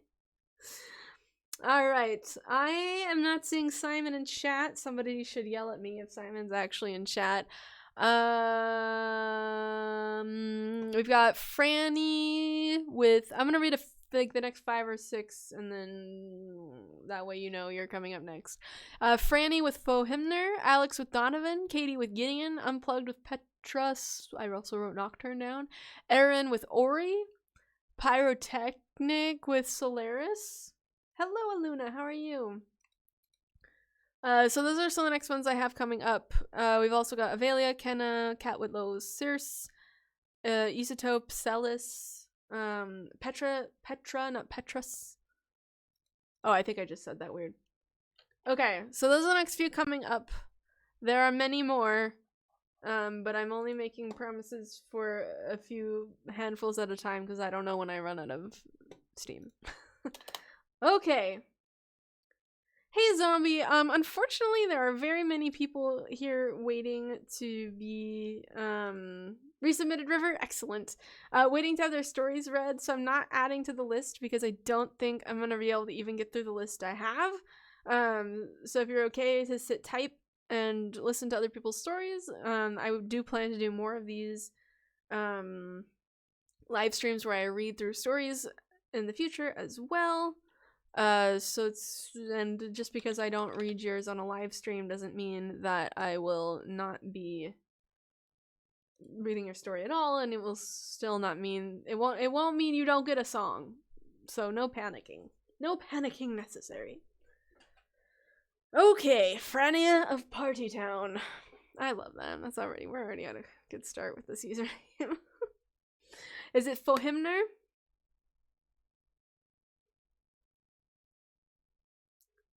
Am I saying it right?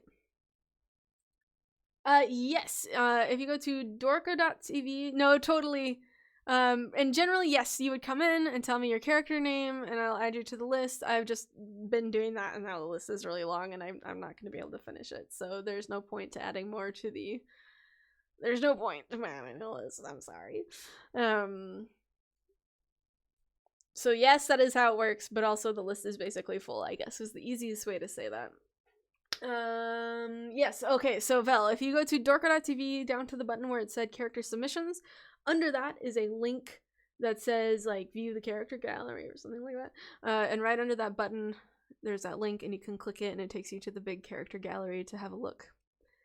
Bean, thanks so much for hanging. It was great to see you. Yeah, good luck with filming content. Y'all, Bean also does content, and you should follow Bean.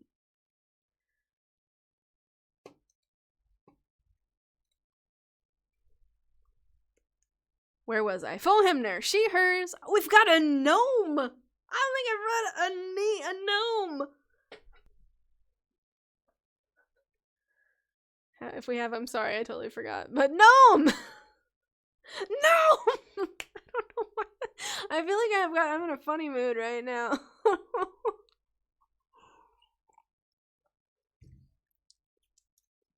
Rogue, sorcerer.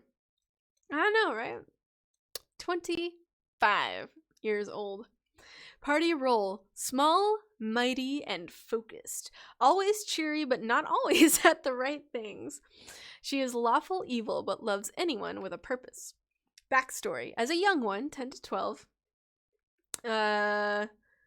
she was learning to hunt with when her whole family, mother, father, and sister, were killed by the great forest spirit. Dear Lord, she set out then and vowed to find and kill that spirit.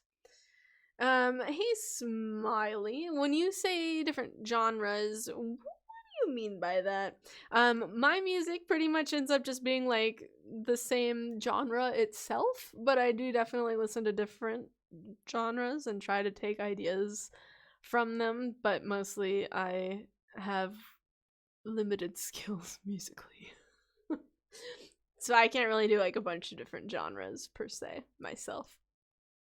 I do try to learn from different genres, but my music ends up all having its own weird little, I'm calling it adventure folk pop, but it's somewhere between soft rock, folk, pop, theater.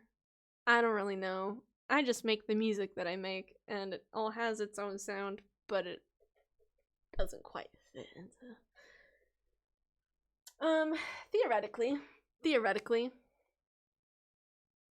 I would be, yeah, and core genre. Adventure folk pop sounds so cool. Thank you. I'm working on, the site is like in really early stages, but I'm working on an adventure folk pop like website, like so you can go to adventurefolkpop.com, which does exist, but it's not pretty yet. Where I'm working on collecting a bunch of artists who I feel kind of fit in that genre that I've made up. And then yeah, it's a thing. It's a side project. It's not actively anyways, but yeah, I think it sounds cool. I'm glad you think it sounds cool. There is a Discord server for this. Dorko.tv/Discord should be redirecting you to the invite for the Discord link. But yeah, adventure folk pop. It's gonna be the next hot genre. Okay. When do I typically go live? Unfortunately, there is no typical. I am trying to give at least a few hours heads up in the Discord before, because I usually kind of know when I can stream on a day if I'm gonna stream that day, but I haven't really scheduled my streams out in advance. But Discord is the best place to be if you want to have a little bit of advance warning at least. Yeah. More consistent content creators have schedules. I do not. Okay. The Wizard Tower radios. Hell yes. Oh, goodness gracious. Okay, so I know, okay, it is currently, we've been live for almost 2 hours. An hour and 40. Yes, we're still on your gnome. No, not on your gnome. We're on a different gnome. Your gnome will be later. We're on the gnome. Yes. I was like, I'm glad you like the idea. Okay, what? It's been 8:40. What did I start? I started at 7. I probably have another half hour to an hour in me, and I think I'm reading between 5 to 8 per hour. So whatever that means to you. Or if I stop talking to you, I will probably read through more. I will probably get through more. I'm just so talkative. Okay. Sorry. Full Hymnir. Trauma. Family killed by great forest spirit. Rogue sorcerer gnome. Okay, current story arc. She learned that her dad was not her bio dad and that her bio dad contacted her to tell her that her mom and dad were involved in cult stuff, and that's why they were killed by the spirit/leader of the cult. There was a conflict that she is still discovering. This journey has led her to discover that she has some late-blooming sorcerer skills, and they are coming in hot and wildly. She also has a familiar that is a ghost named Puka. I also hate it when a forest spirit Kills my family. Jeez. I'm glad y'all like my videos and my music. It makes me happy. It's 30 straight hours of I can't talk anymore. Sea shanties. Unfortunately, I'm not taking requests anymore. The list is already cut off. I already have at least 15 to 20 I'm not gonna get to. Oh no, I'm buffering. Alright, favorite color. No, wait. Anecdote. She has a fondness for fun and chaotic friends, as she isn't very spontaneous herself. Alright, favorite color is green. Pastime. Bone carving. Oh, that's intense. Pet peeve. Indecisiveness. Annoying habit. Speaks to dead spirits. Has long green locks. Catchphrase. Oh, good. Murder. Most excellent. I know, I need to hear. Hold on. I am so sorry, but list is closed for today.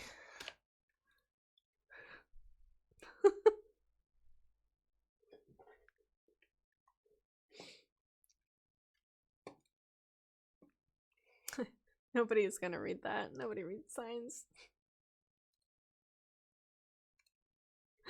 Okay. Can we get some heck yes for faux Hymnir? Alex, Donavan. Thank you for submitting, faux. Why am I typing in all caps? Donavan. Donavan!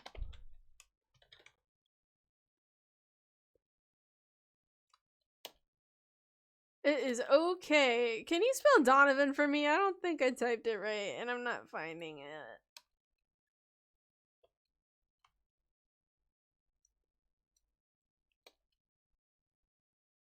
Donavan. There is a Donavan. There are multiple Donavans. There's one Donavan. There's Alex Donavan Histe. Found it. Hello! Acadian is, I do not think, on the list, and even if they were, I don't think we will get to them today. I'm so sorry.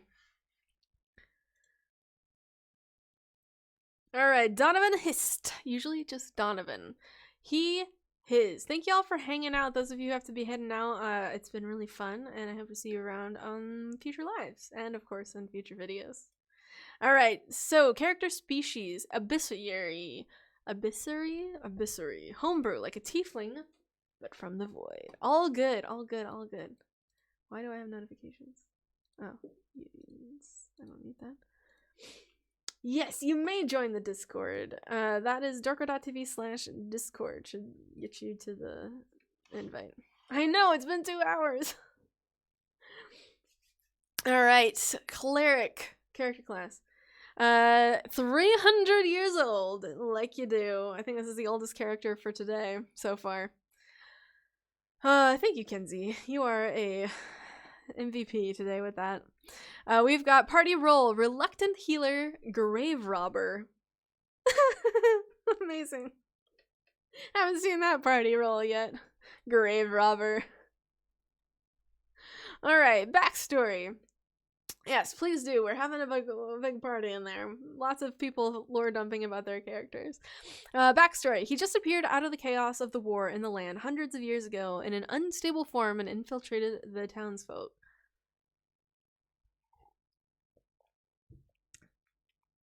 After obtaining the people's friendship and even deeper feelings, he loses control over his form and causes the demise of the whole town, forcing himself to stabilize his form even though he would drastically lose power. He has been hired as the someone's gonna just connected that to the grave robbing. He has been hired as the head of medicine and pharmaceutical department of Blackburn Industry, the mafia of the land, and that due to its great power and promised pay, he joins and then later stays with the idea of being able to keep his medicine research and involvement in the organ black market, as well as investigating people from his past who he believes are still alive. Dun dun dun! Alright, current story arc. We have found and defeated the bard's mother. That's just such great.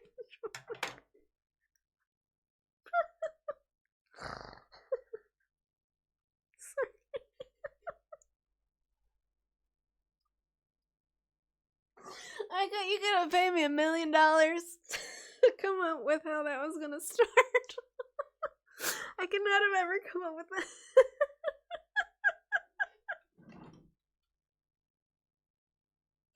It's so simple, like none of that's complicated. It's so funny.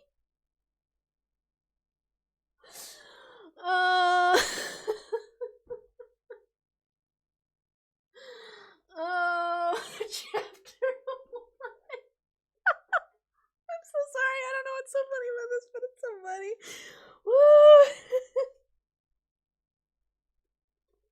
Chapter 1. A Wheel of Fortune gimmick. Oh no. Oh no. Daddy issues snuffed out.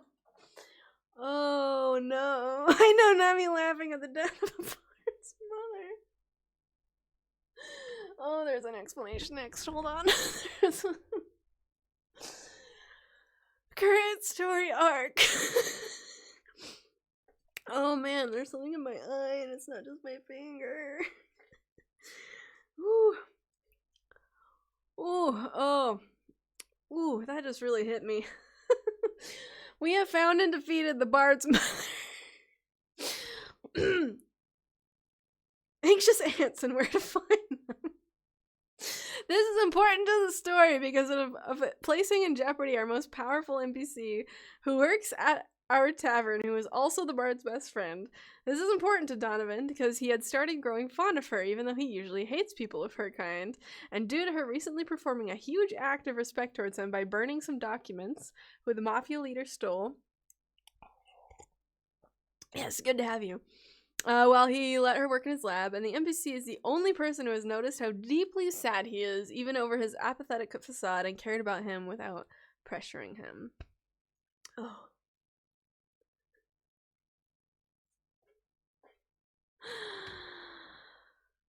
We have found and defeated the Bard's mother. Alex, it doesn't get better than that. That's excellent writing right there. Nothing, like, there's been a lot of, like, hard-hitting stories, don't get me wrong. This isn't even, like, necessarily, just, the cold splash into that sentence. Oh, no. I don't think it's me. I've got no frame drops or anything. TikTok! TikTok, are you back? Are we back? Everything on my end looks normal. I didn't get any errors. We have found and defeated TikTok's buffering. Oh. Buffering. Buffering.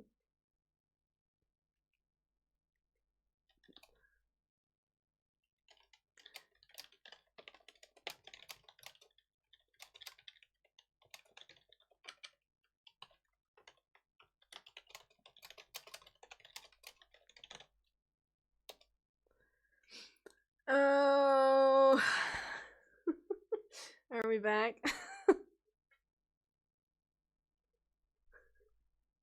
Are we back? On my end, everything looks normal. The curse of the Bard's mother. If we ever write, like, some kind of book collective, I feel like that's gotta be... the intro line. We have found and defeated the Bard's mother.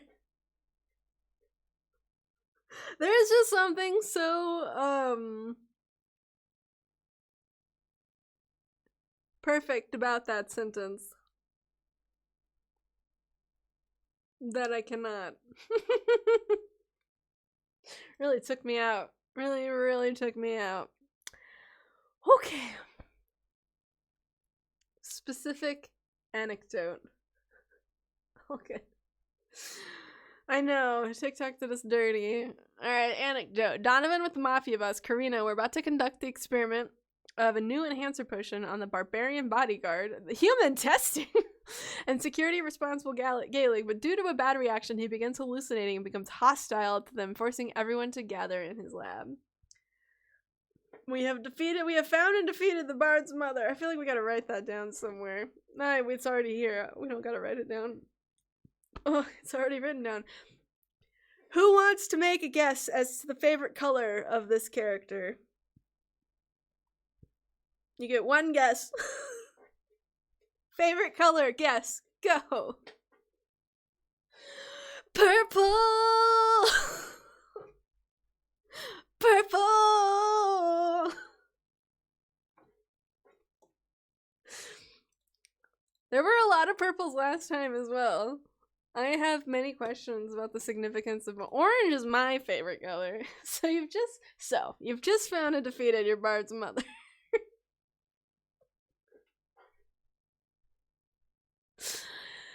Oh, I need to make a video and it'll just be like, so you found and defeated your bard's mother. If you know, you know. That's gotta be. That'll be, you know, like, Tumblr has, like, the shoelaces line. Have you found and defeated your bard's mother?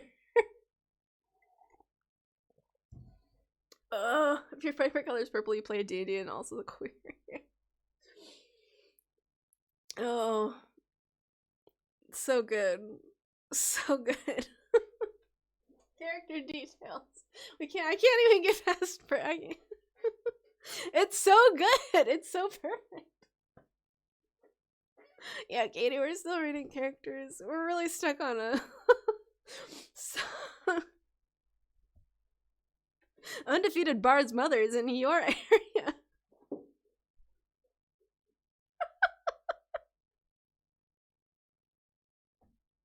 Your bard's mother. Discord status. Yeah, this intro is iconic.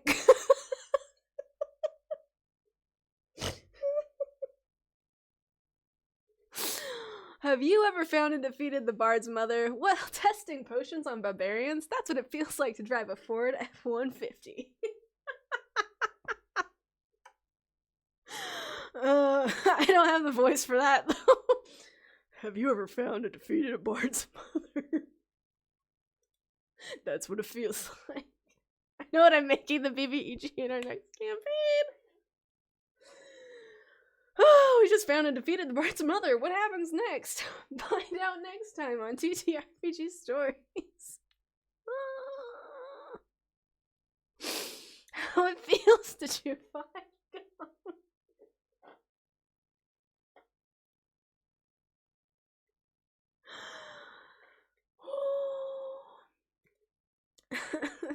Found and defeated the bard's mother?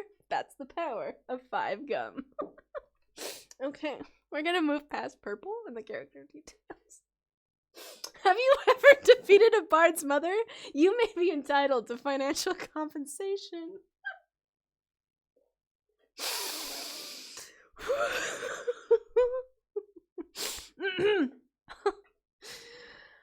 You have found and defeated the bard's mother. Take username here as your reward. The life is now just about the bard's mother. Mama. Okay. We've been trying to reach you regarding your bard's mother's insurance policy. Help! I found and defeated the bard's mother and I can't get out.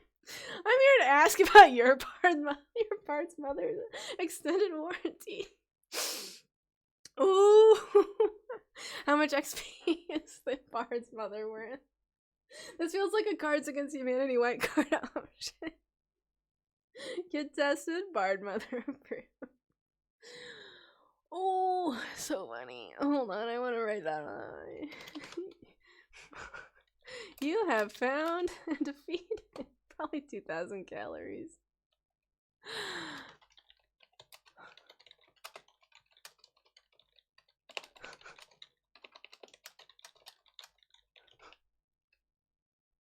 Iconic. I'm just playing 2 parts and 2 different games. Like, leave my character's mother's out of this.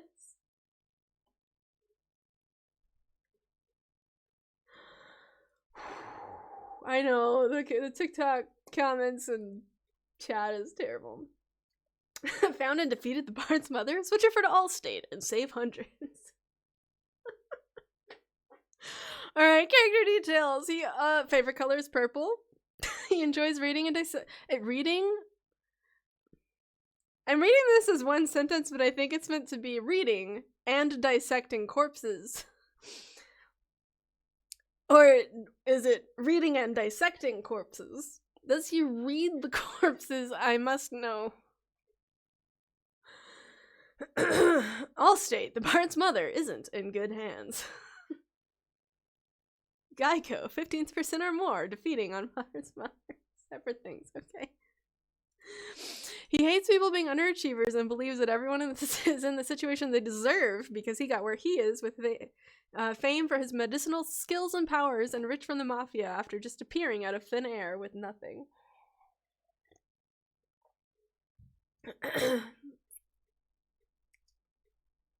Oh. Dissecting corpses, specifically the Bard's mother. Oh, yeah. He's very attentive to the point that he is even able to read lips. He gets really sucked into his work or reading, making him not notice his surroundings unless they are literally bombing the outside or being deliberately interrupted by someone. He has a cross tattoo on his chest and dark vein-like scars around his elbows, or spreading to the rest of his arm. The Bard's mother's lament. We did the Bard's mother dirty.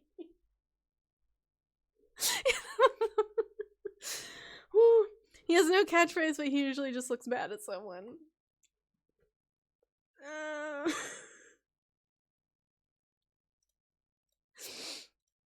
Ooh. We did it, y'all. We made it to the end. I don't know, it just like really got me. That just got me real good. We found and defeated the Bard's. We have found and defeated the Bard's mother.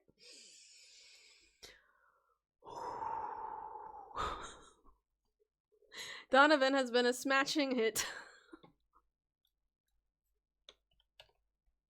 We have come to the end. We have Katie with Gideon, Unplugged with Petra, Aeren with Ori, and I think I can say we get to Pyrotechnic with Solaris for sure. And then we'll see where we're at.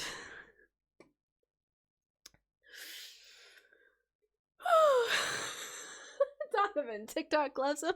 Bard's mom hates him.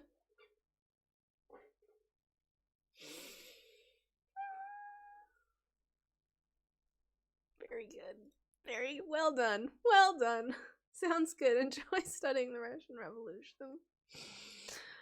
I'm still recovering. That line hit me like a truck. A song from the perspective of the dying Bard's mother. Bard mom support crew. Hey, next. I definitely will not be getting to all of these. I do not know when I will be streaming next, but probably this weekend. If you're in the Discord, I will give y'all a heads up as soon as I have an idea when that might be. All right, Sweet Tea, thanks for being here. And for the epic character. Whew, okay, I have recovered. Also great art. I just scrolled down. My name is Donavan, killer of Bard mothers. See me all and despair. I, mother of the Bard. Alright, we have Katie with Gideon. Are you still here with me, Katie? With Gideon McAllister. Slayer of Bard mothers.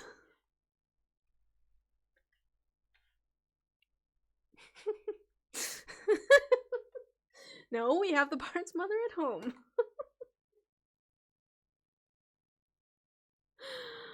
Oh. Alright, is Katie still here with Gideon McAllister? It's a bard. The mother. Oh no. Right. If Katie is back in here, I have now added Katie to the wasn't here when I said the name. We'll probably be here for another half hour to an hour. Depends on how long my energy keeps up. The list currently is very long, but the next several, we have Unplugged. Are you still here? Yes, you are. I see you. You're the one making these jokes. With Petra. And then we've got Aeren with Ori, Pyrotechnic with Solaris, Avelia with Kenna, Cat Whitlow with Circe, Isotope with Selis Sentry, and yeah, we're just gonna keep working on that list. Yeah, Arlo will probably be next stream. Whew. Stacy's mom has got it going on. I got her in the casino after fighting so long.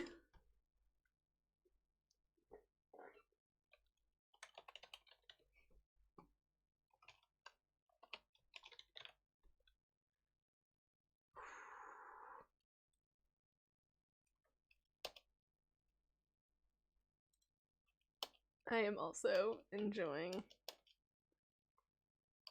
all of the stories. Whew, so good.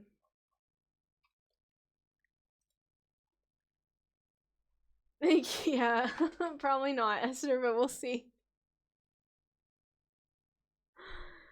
Oh, goodness gracious. My character was just a trip to therapy. Yeah. I wish my mom was here to listen to this. I'm okay. I'm good. We're good.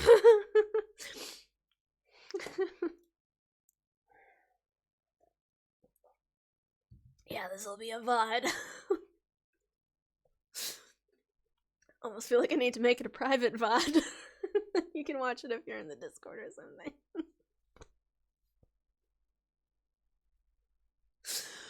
Yeah, I mean, TikTok, I don't think I can just like, upload a 3-hour video to TikTok, so it'll have to be on YouTube.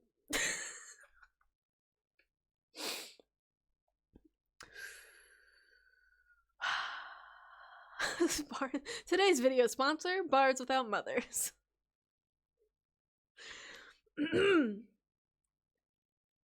Oh.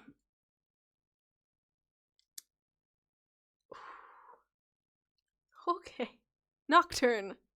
Petra. Oh man. Oh boy. Oh boy. Bards Without Moms is the new Doctors Without Borders. Next, yeah, you'll have to let me know again next time, because I'm just starting the list fresh at the beginning of every stream, and like, if you've been here there multiple times, I'll probably try and bump you up really fast, just because, you know, people who have been showing up and still just get bad luck coming in a little late, I want to get your character in, but generally, yeah, I'm generally doing first come first serve, but I'm kind of like waiting it where if you've definitely been on the list before, and I know you've been on the list before, kind of weighting that up a little higher, especially if you missed the beginning of stream. Hello. All bards keeping the local tavern in business since, well, ever. Bards Without Mothers is definitely going to be a support group in my next campaign. Hey, Guzkin, I don't think so. Maybe I might have written it down, but I don't think you're high enough on the list to get through before I'm going to be done with stream today. I'm really sorry. I'm just enjoying the lore. Yeah. All right, we've got Nocturne, Petra, human, she/hers, set in a urban fantasy modern world. Sigil mage. 28 years old, chaotic trauma gremlin. Mood. Yeah, we're just creating lore of our own. Yeah, that's the other thing. A lot of these characters can become like NPCs or like just your own adaptation and future. Like, I just love the creative vibe here. Like, we all get to just have ideas. It's the next support group. Okay. Backstory. Originally from another dimension, but left to find a way to fix the world-ending zombie apocalypse by killing the heroes behind it. After finding a way to fix her universe, she returned and killed those responsible, only to be outcast and branded as a villain. She returned to the universe she found the fix at, staying with the party like a lost dog who will kill anyone that threatens them. I'm hoping the fact that this is all about fictional characters and stories makes it so that it's okay to talk about these things within, like, TOS on YouTube and here and everything. Right? Like, it's fictional stories. Still feels like it needs, like, a mature label. Alright, current story arc. Accidentally bound themselves to an eldritch god of fear to save her two best friends. Currently dealing with the feeling of being out of place, or like she replaced the version of herself in her current universe that died. Oh. Struggles with being vulnerable and gentle, very violent person. Felt like she had purpose when she left her home universe and now lacks any in the current universe she calls home. Oh man. Specific anecdote. When she was revealed as the killer of the heroes in her home universe and confronted by people she considered family, her childhood best friend shouts that Nocturne is a monster before she flees into a portal. Whew. Black favorite character. Drinking, I think that's a habit. Has a pet she loves more than anything.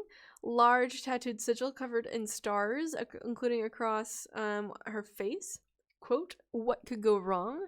And wears a mask. Very good.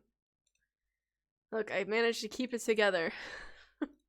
Alright, we've got Aeren with Ori. I think I've seen Aeren in chat recently. Do I have a schedule of what characters you're covering? I am going through, I've been kind of adding people to a list, but the list is already overflowing. Emotional damage!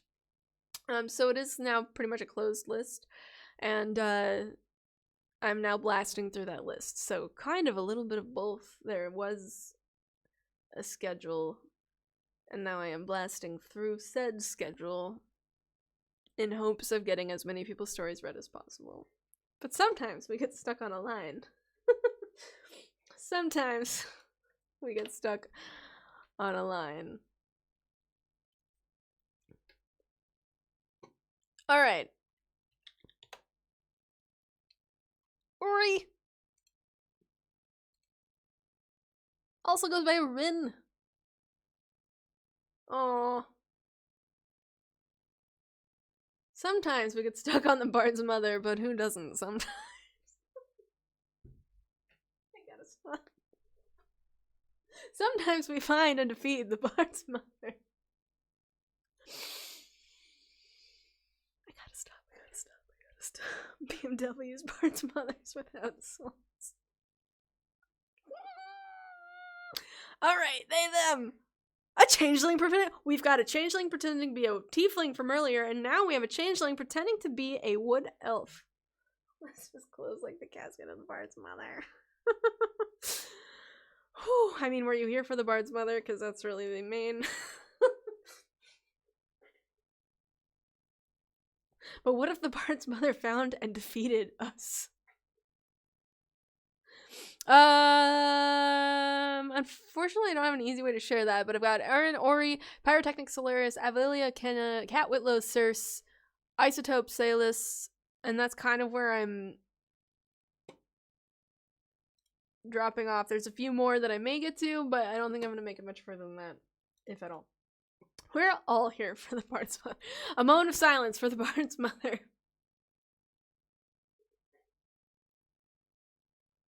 What if we were the Bard's mother all along? The reward was the Bard's mother we defeated along the way. What if the Bard's mother were the friends we defeated along the way? There's too many ways. Alright, changeling, pretending to be a wood elf. Ori, wild magic barbarian, except wait for it, pretending to be a blade singer wizard.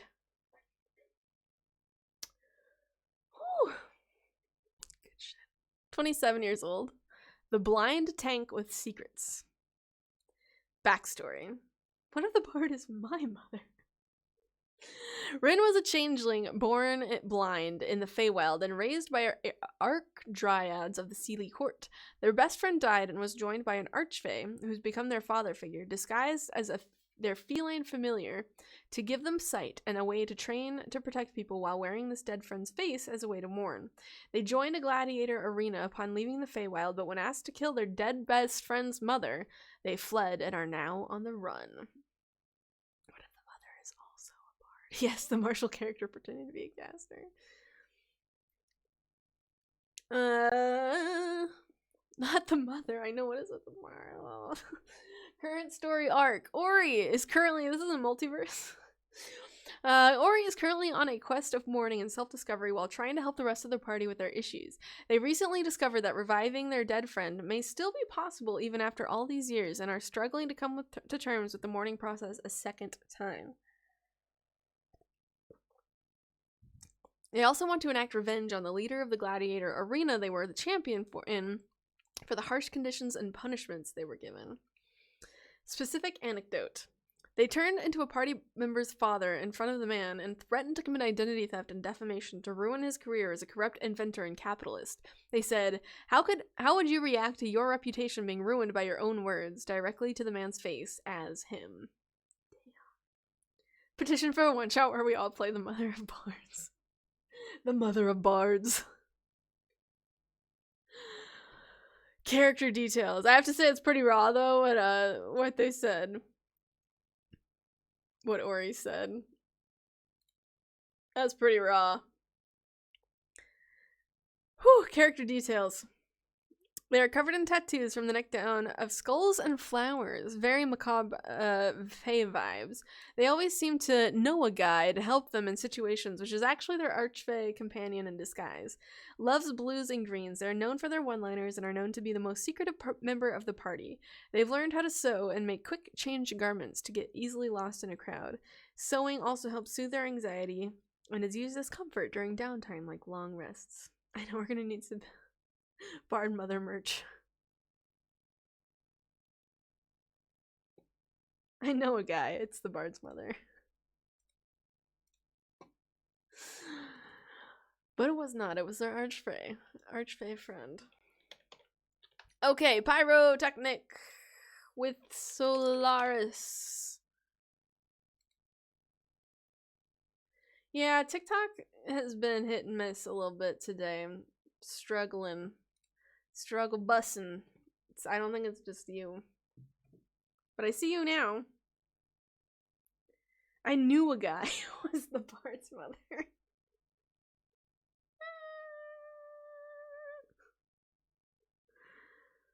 We have a bard in the party, but their whole family died in a mining accident. Yes, that's not so target, is it? But everything changed when the bard's mother attacked. Alright, Solaris Fier. Solaris Fier, Soul for short. We've got another they them in the character list. Fire Genasi. Is it Genasi or Genasi? I've been saying it with a hard G, but I think that's right. The Mother of Bards is the name of the cult leader of a cult of bards. Yes. Oh my god. The Mother of Bards. Oh. Not the hard G. Is it Genasi or Genasi? Another they, them! You've always said it. Is it soft G? Genasi? Genasi. Okay, that seems to be at least multiple people use the soft G, so I will use a soft G. Damn English. It's my mother tongue, however. Yeah, English is a made-up language. Alright, character class, sorcerer / cleric. Character age, 20. Party role. In regards to their group, Soul is the party's wayward daughter. Coming in as the youngest member of the group, they rank second in height at 6 feet and first in regards to body count for both deaths and partners. A bard based on PV from Friends' Hands. Amazing. English is 3 kobolds in a trench coat. English, you are drunk again.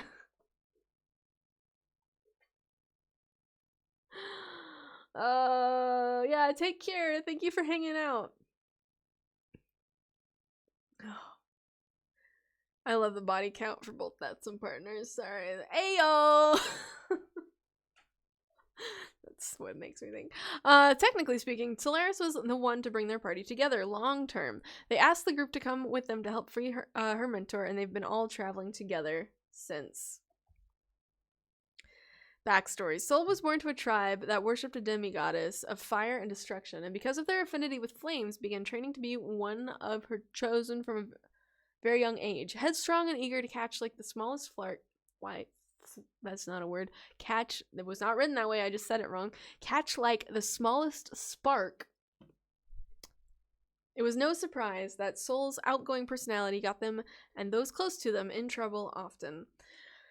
But one day, the lucky little Genazi bit off more than they could chew, ending in them getting their mentor, the husband and protector of this goddess, arrested by a man that had been trying to get his hands on their tribe for a very long time. Her small mistake ended up turning into a cross-continent adventure where they befriended a runaway fae princess, burned down half a city, as you do, unknowingly became the leader of a cult, also as you do, drugged and robbed an infamous pirate lord, it happens, and blew up the largest trade city on the continent. That is quite the backstory. Current story arc. At the start of our campaign, the Bard cult, our party met a man on the roadside. They shared their fire and food with him and offered him a place to sleep safely for the night. But their kindness was not met in kind when that man tried to kill Solaris and Ralaris while they slept that night. He revealed himself as Lazarus. Why can't I talk? Lazarus, who the party would later learn was the brother of Phos, the deity Syol worshipped, and tried to kill the two but was unable and left soon after. He would return to our group months later after the destruction of Vertin and attack the group once more, kidnapping Ralaris. During his assault, we learned how Ralaris was, I keep almost saying like walrus, but that is certainly incorrect, was a casualty in the burning of Frostford, killed by Solaris alongside his mother and sister, and then brought back by Lazarus to wreak destruction on the city and its people. He was later found by Wilhelm, who the Wilhelm scream anyway, who took him in and helped him learn better control of his anger until Will's sickness began to get worse and he had to send Ralaris out into the world to avoid letting him watch as his health continued to deteriorate, and Ralaris traveled until he met the party.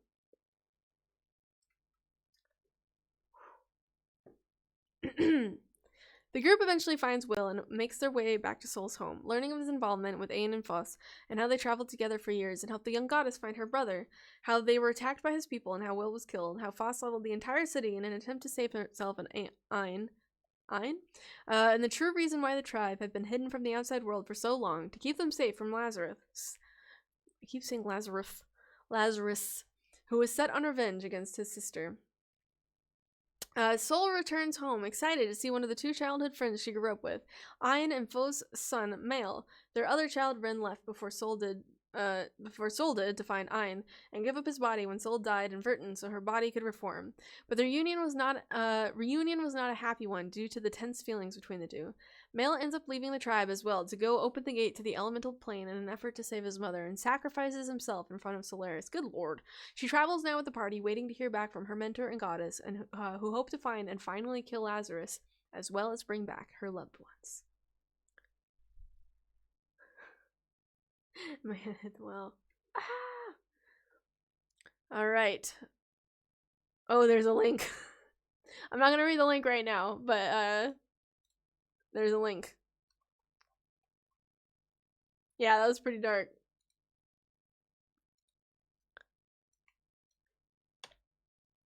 Yeah, there's a lot of cool stories. Alright, Avalia with Kenna. Avalia. I think I just saw ya. Yeah.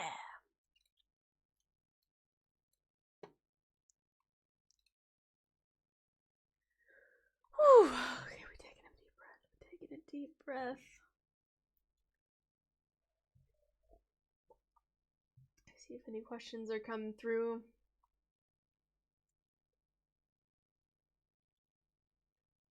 All right. Probably not, Robert. You are on the list, like I can see you. But based on how long it takes me to get through these, I don't think we'll get there before I'm wiped out for today. The deep breath, the final thing the Bard's mother could do. Alright, Aeren. She, hers, human, wilder? Aes Sedai, I don't know this class. How many have I got through? Oh, I have not kept count. I got 25 last time in 3. It took 3 hours to get through 25 stories. I have not counted where we got today yet.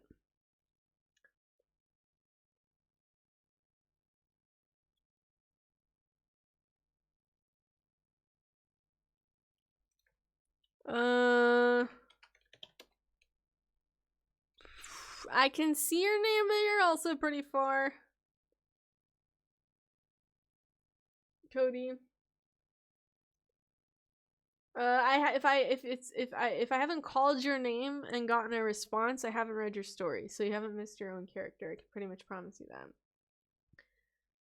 that. Cat, yes, you are next. Cat Whitlow, you are next on the list, so we will definitely get to you as long as you are able to hang out for the next little bit. Okay, Aeren. She, hers, human. Is it wilder? All good. I mean, I understand it's exciting, and it's also a little chaotic, so it's hard to feel like you're being heard and seen, and yeah. I totally get it. I'm doing my best to keep up and be responsive. I'm doing my best. That's all I can do. Isotope, you will be after Cat Whitlow. So I've got this one, Cat Whitlow, and the next one is you. Alright, Aeren. Human. 27 years old, former thief taker police, and a caster crowd control. Backstory from the Wheel of Time TTRPG. Aeren once was a thief taker of Gildan and unwittingly a wilder. Someone tell me if I'm saying that wrong. Once Logan Ablar attacks the capital, she set off on a journey that will lead her directly into the last battle and helping the Dragon Reborn's forces. She turns to the White Tower for training and becomes a Sedai of the Red Aya, police officer again, to fulfill her role during Tarmun Gaidon. Okay. Current story arc. Breaking her block, Wilders can't cast unless feeling a specific strong emotion, hers was fear, fighting the Shan of Falme, hunting down the dark friend that betrayed her party, their Gleeman, Watbard, this is a current story arc, passing the final test to become a Aes Sedai and taking her red shawl, making sure she and her warder, Siren, can fight in the last battle. They once believed that channelers shouldn't be bound and giving freedom. Now she knows better and believes in the 3 oaths and White Tower law. Aja.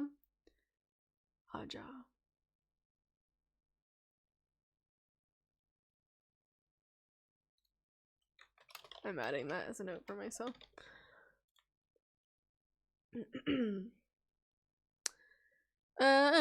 Specific anecdote. Binding her warder, Siren Pelamon, after watching a yellow sister bind one before she left to the tower. Character details. Color, red, playing her hurdy-gurdy! Did we talk before about hurdy-gurdy? Because I feel like hurdy-gurdy was mentioned last time, and I think that was you.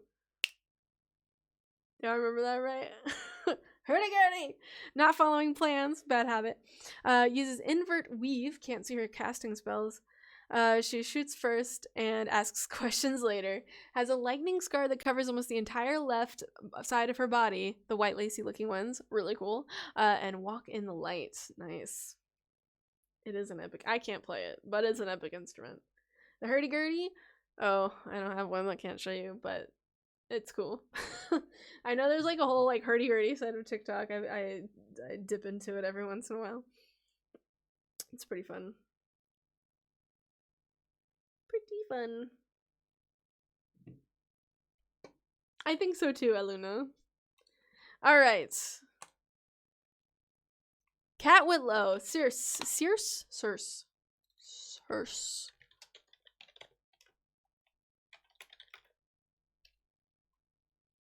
The Wood Elf, correct? I'm gonna say I can play it since no one here can hear me do it. Cersei. Okay. I'm gonna add that. Cersei. Yeah, Brick's got a good explanation. Oh yeah, bye Kenzie, you're probably already gone. Bye-bye! I don't have a way for anyone to update anything, and even if I did, I don't think I'm gonna update ways for people to add more pictures, because I'm already afraid I'm gonna run out of room on my plan, and I can't afford to upgrade it. So unfortunately, no. I have already had to spend money to fix the email situation. Alright, we've got Cersei, a Shearer's Wood Elf, Fighter, Eldritch Knight, Rogue as a character class. 80 years old. That is a kick-ass... That's a kick-ass setup for a character. Backstory. Her parents were cult leaders for a demon lord of debauchery. She left a year after her twin did to get away from the abuse. The love of her life died after an adventure she convinced him to join her on, and she isn't sure whose blade it was that killed him. After that, her himbo's love for her granted her the magic that comes from her subclass. She's a mercenary. She's hired to retrieve a magic item from someone. For someone. What do you mean by am I acoustic? I am fascinated by that question. Current story arc. She's made choices in the past that has led to deaths, and she struggles with the guilt, often thinking she isn't fit to lead or be in a place to be vulnerable. She hasn't even told a soul what happened to her love. The arcana I want for her is one of trusting herself and her skills and wisdom despite her mistakes. Specific anecdote. After her lover's death, she met up with her sister, who is now in charge of an assassin's guild. After Cersei was nearly dead from hitting rock bottom, they grew closer and both decided to adopt the snake motifs as a symbol of new beginnings. Character details. She loves blue and green. She loves eating things really spicy or really sweet. She always had a circlet on because pretty. She and her group of mercenary friends were once cursed by hags to be werewolves until they killed them and ended the curse, and they still keep the pack mentality and the ferocity that came from the curse. She can be a bit hypermanic at times. She is 5'5", but can normally outdrink even most barbarians. She has scratches on her face and neck from her jobs. She doesn't seem to realize just how bad her childhood was, and will be confused by others' reactions to stories of the cult she grew up in. It is very much a stop and spell the roses type, and feels the most free and at peace on the mountain. Oh. A little traumatized, but a bean? Well, you're up next. I hope we can get that sorted. Isotope Kid. Sol and Cersei. Yeah, Sol and Cersei would potentially...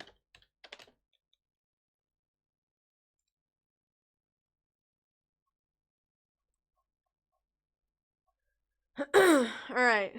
You ready, Isotope? We're gonna... Am I saying that right? Isotope. I know I said it 2 different ways and you said I said it right and I wasn't sure which one was the right way. Perfect. Alright. Selis Sentry. You should also tell me if that's wrong. She, hers, a succubus, reskinned changeling. So like flavored, you mean that flavored, or do you mean like different? I'm good at words. Character class, artificer, artillerist, and sorcerer, clockwork soul. 103 years old. Party role, long distance group mom. Oh. Slight rework. Okay, so like based on, but its own thing. All right, backstory. Was raised in the 9 hells, in and out of cove on the edge of it. Oh, I'm almost gonna knock my light off. There weren't exactly schools, so she went around finding scraps to build machines. Had to rebuild her heart. Oh no, it's cut off after getting blank. Flavored or literally? Is my favorite question to ask in the Forever DM. Rebuild her heart after getting what? It's empty. Alright, current story arc. Feel free to hit me with what the follow with after getting what. She got impaled. Got it. Fixed it. Buy a pitchfork. Okay. Buy a pitchfork. This campaign was its own World Magic School campaign thing my friend set up. I joined the campaign late, so they decided that the party, a elf psi night healer, halfling necromancy wizard, Arakakra profane soul blood hunter, should create a summoning circle. My character gets summoned. Everything goes fine for the day. Everyone getting along except the profane soul blood hunter and my character, as they had something against demons. The next day, a solar eclipse happened, knocking me and killing the Cyanite and the Necro Wizard. Oh, that's really fast. Their bodies dissolved, leaving 2 gems in their place. Turns out the DM had an alternate world, Soul Plane, which was like being upside down in Stranger Things, but more fantasy. Those 2 dying lead to them being stuck there, and me and the Blood Hunter were on the mortal plane. Wow. Anecdote. We were only able to communicate with those on the soul plane through those gems. Character details. Favorite color! Favorite color! Everyone guess real quick. We've got a favorite color. Ding, ding, ding, ding, ding, ding, ding, ding, ding, ding, ding. It's purple. Purple is the color of... Y'all are purple people. It's purple. Purple! Oh, my throat. I'm starting to get out. It's starting to go. She's a bit of a nerd, so she enjoys reading. Pet peeve when the blood hunter attacks everything.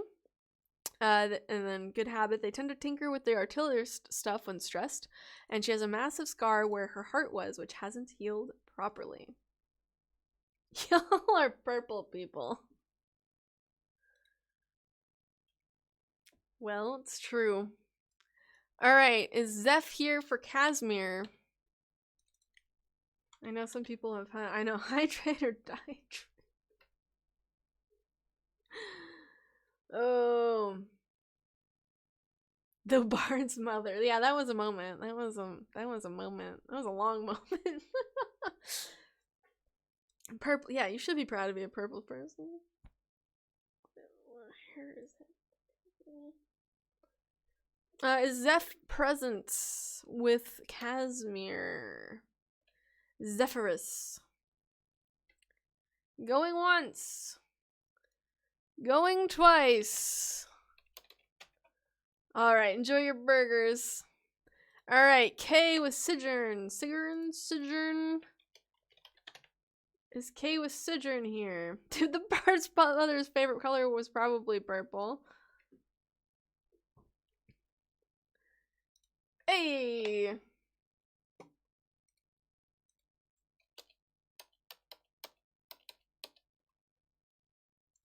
Sigurn or Sigurn? Purple, purple, purple, purple, purple.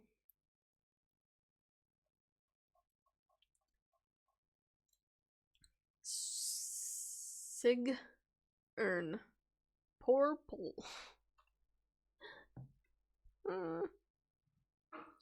Yeah, we're gonna have to like... I have Sigurn. I gotta stop saying it 500 ways and then asking if it's right, because then I don't know which way you're saying yes to. Purple. Whew, I have a lot of energy to keep going, but my voice is starting to die. Horrible. Alright, Sigurn Mournfire. She, hers, half-elf paladin, prefers the term Oathsworn. I'm gonna go refill my water so I'm hydrated. Look, I have been drinking mostly this. Mostly my tea. It's not even tea. It's hot lemon with honey. I had some water.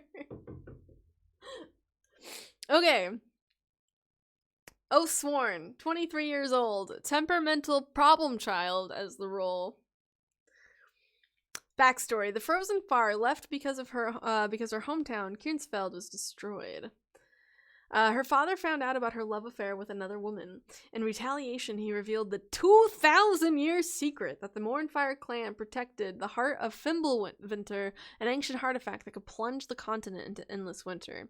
She hopes the party will help her reclaim the heart and fulfill her oaths.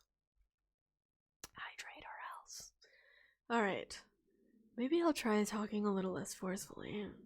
I just enjoy the narrator voice. That is more forceful than this. I'm gonna find my ASMR voice. I don't have an ASMR voice.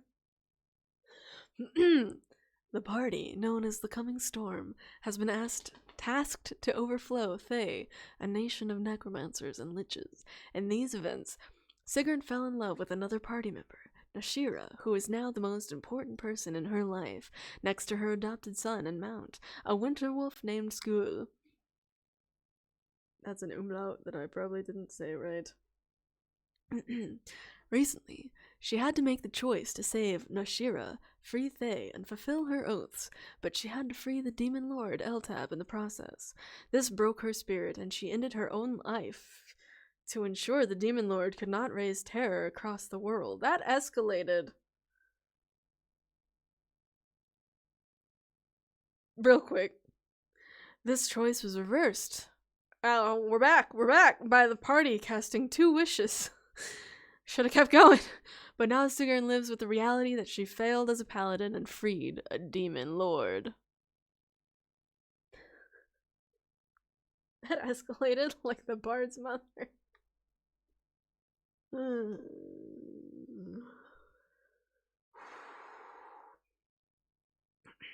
that went real fast. For those just joining us, I'm talking like this to try and give my voice a break. Because this is not how I talk.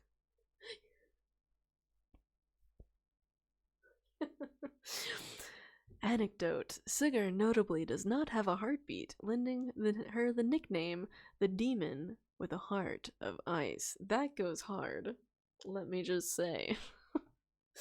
Character details. Favorite color, red. Reminds her of Nashira. Pastime. Gardening, smoking, and drinking. Pet peeve, lying, and betrayal. I also don't much like lying or betrayal. Physical traits. Sigurn has a pale face dotted with freckles. Her eyes are bright crimson. Scars are everywhere on her body, but the 2 main ones are the ones that trail up the side of her neck and onto her chin, with the other one on the center of her chest, down from clavicle to the bottom of her sternum. Sound like Jonathan says from the Magnus Archives. Yeah, thank you for the positive, because I don't know what that means. I know of it. I've just never listened to it. Yeah, red and purple. Red and purple. Those are the popular ones. I'm trying to find a way to give my voice a rest without not talking.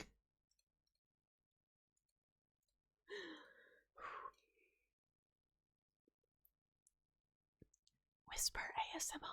You know, whispering is also difficult for me. Okay, we're gonna keep going and see how far I can get. We have Shipping with Tenric up next, and Puppet Guy with Bill, and then Pepsi with Alia. And I don't know if I'll even make it that far, but those are the next few in the list. Yeah, I don't want to ruin my voice. Nice. Not yet, monkey. Not yet.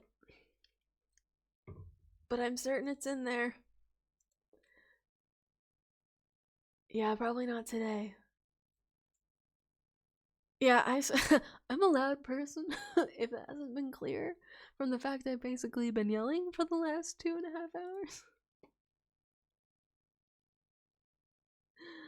Happy defeating the Bard's mother, y'all. There needs to be like a, how would you phrase that, like in an old-timey way, a medieval way? Like, as a blessing, right? Like, as like a wishing of good luck. Happy defeating the Bard's mother, but like, make it medieval. Because I feel like that needs to be a thing.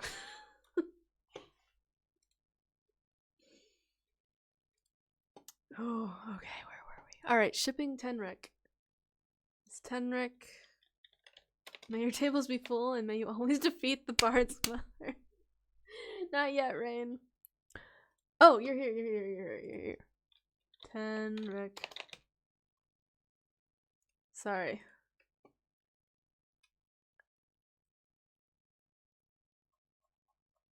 May thee defeat the mother of bards.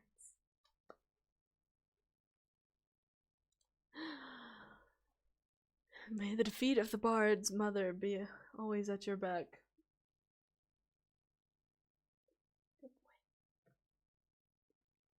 Okay, gay shipping trash. Tenric. She, hers. We're gonna continue speaking in a soft voice. Because my voice can't handle much else. And then we're gonna probably wrap up by the top of the hour at the latest. Because my voice will be gone. Oh, glitching rain. There was a whole thing. There was a whole thing.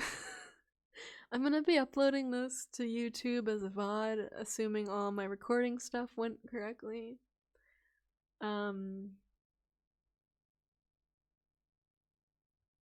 Yeah, there was a whole thing. Tenric is a bard's mother.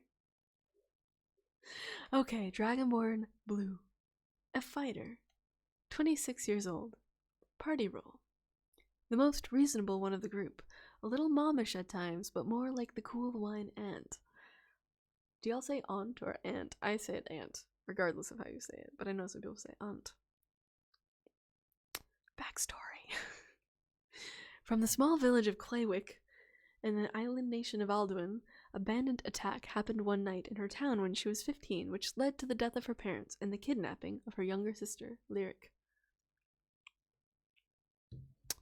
This was during the campaign, when she found out that the scar on her back that she got the night of the attack kidnapping actually meant that she was marked for death, to be used as a vessel for Vecna upon her death. Ooh! She spent 10 years looking for her sister to no avail. She wanted one real adventure before she would make her way to go live with her centaur girlfriend. Current story arc. Oh, she died. This is another in memoriam. That's the word. Okay, so she and one other permanent party member, Lavenza, grew really close, like sibling close. Eventually, they found out that Ten's mentor / old friend to her father was actually the biological father to Lavenza. His name was Joffrey. Ten and Lavenza tried to explore their first cave together, which ended up being a kobold den. After running out an acquaintance of Tenric killed off all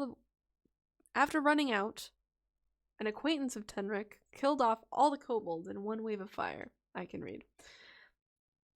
After exploring the cave, they found only 2 remaining kobolds, which just so happened to be children. Not wanting to kill literal children, Tenric adopted them as her own. Lavenza named them Ruby and Lapis. Oh, Steven Universe. After the colored marks on their foreheads.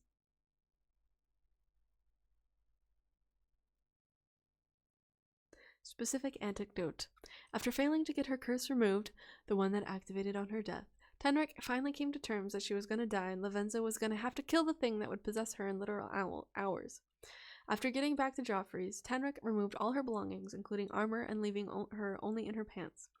Being teleported by Lavenza's mom to the middle of nowhere, Tenric looked to Lavenza with a happy yet solemn expression. Backing away, she said her last words, "Eat some meat short stack. Maybe you'll grow a couple inches." As the pain finally consumed her, she faded out of consciousness, only to open her eyes to the sight of her parents in Valhalla. At this point, Lavenza is battling a Vecna possessed Tenric, but it's not about Lavenza, lol.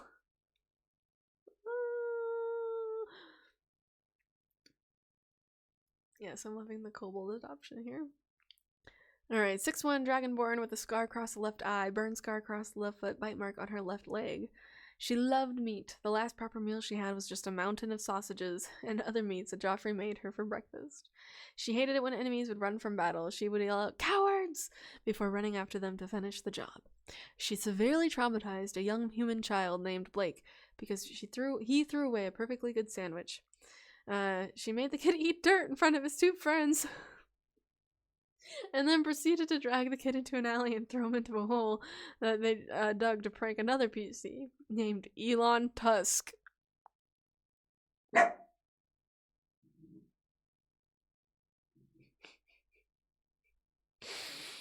She liked to collect the most random things.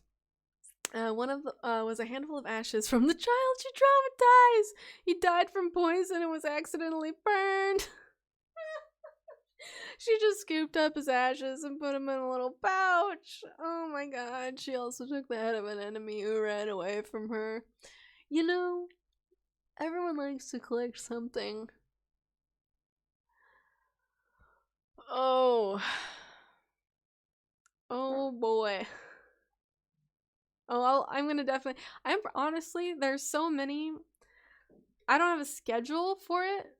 But I probably will just keep doing lives and read these throughout the year of 2024. There's so many. So, you know, I think it'll be fun. I don't know. I don't have a schedule.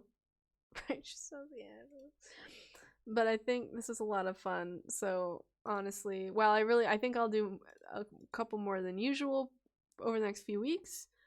I probably won't do them as frequently as I'm going to be doing them this couple of weeks, but throughout the year I'm certain to do more of these and just read stories. There's so many, and there's so many great ones, and there's so many of y'all, and everyone seems to be having fun. And if I can upload them and people can enjoy them later, like that's a win-win-win-win for everybody. So yeah, everybody is so cool.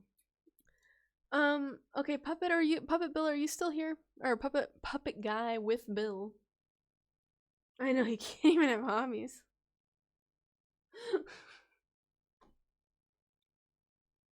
Yeah, again, I maybe at some point I'll have a schedule, but right now it's just been too chaotic, and I'm honestly, I'm on like forever recovery from burnout, not from this, but from like back in the day.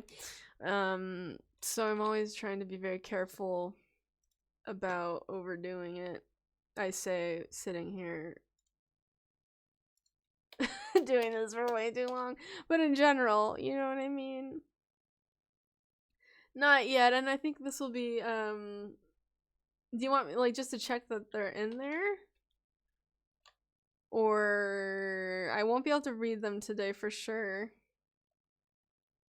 I definitely see them in the, like, they're submitted. They are properly in there. Does Bill have a last name?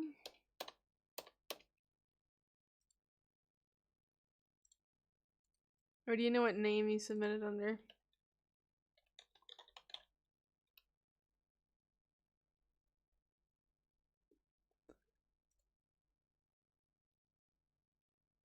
Hold on. I'm looking in the wrong place.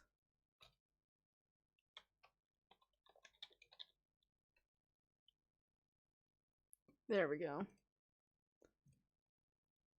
Found them. Okay, bionic intelligence.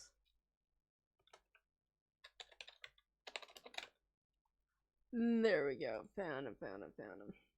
Alright, Fellwind. Hopefully, yeah. Sorry about that. There's just so many people.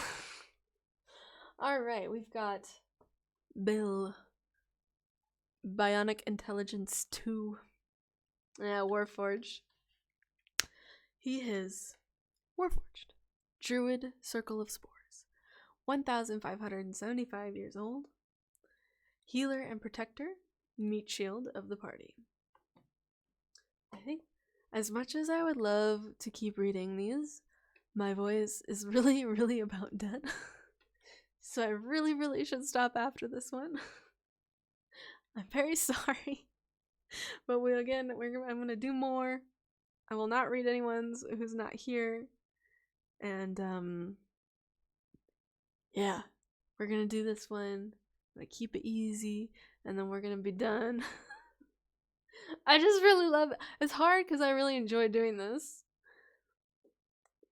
but my voice is about gone. It's hard to stop when I'm having so much fun, is the main problem. But okay, we're gonna do this one, and then we're gonna call it. Yeah, you deserve it, unlike the Bard's mother. But yeah, I'll try. I don't have to talk to upload this to YouTube, so I will probably you know, put that together and upload it on YouTube and post it in the Discord at the very least. I feel like it should be fine to be public. Yeah, put it on YouTube. Alright. Created for war in a spaceship laboratory. Shown motherly love from his creator, capital C creator.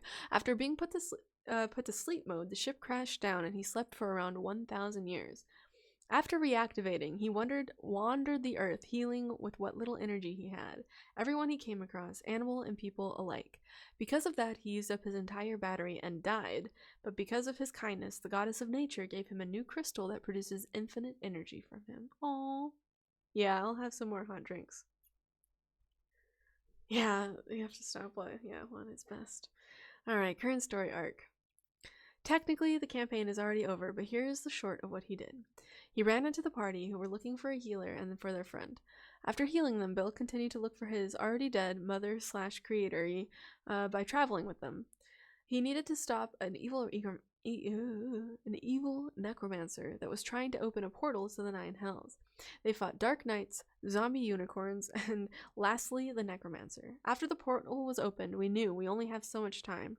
But then, thanks to Bill and being able to destroy rocks, they destroyed the portal, brought the necromancer to justice, and went moving on.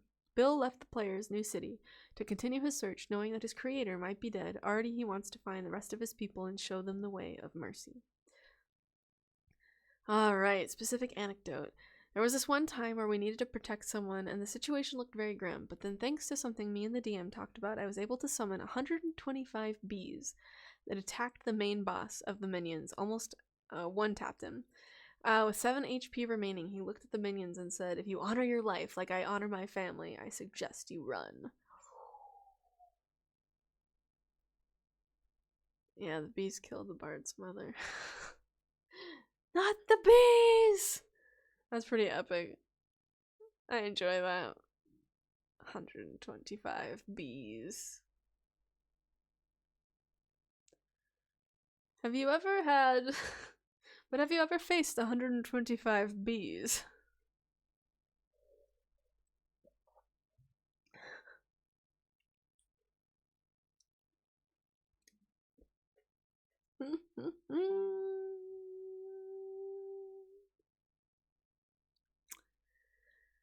Oh, character details. I'm going slow. He likes to talk to grass and other plants in his free time. To that, he has a squirrel in his leg compartment, which handles all the financial stuff, because Bill has no idea what the purpose of money is. There is fungus and moss all over him, from the time he was 1,000 years deactivated. He since then planted more stuff on his back to give nature a bit more to grow on him.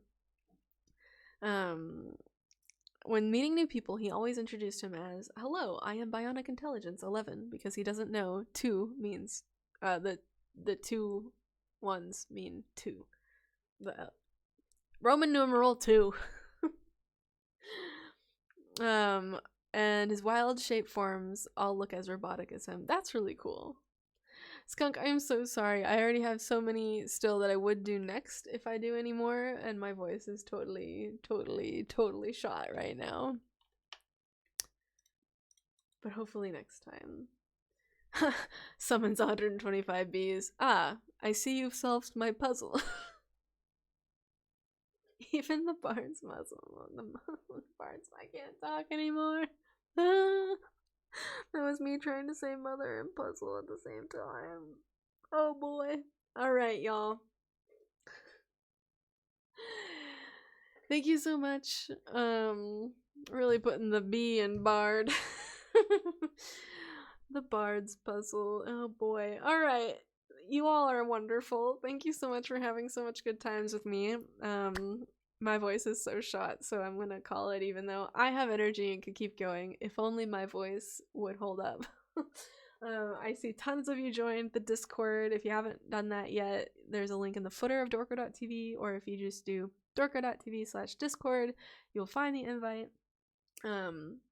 I'll be hanging out in Discord a little while and uploading videos to the VOD, and yes, getting some food and some more hot beverages. And you are also lovely. I am so sorry we didn't get more, but we did pretty good. Not as we got almost, I think we got a little over 20 this time. All right. Until next time or the next video, and yeah.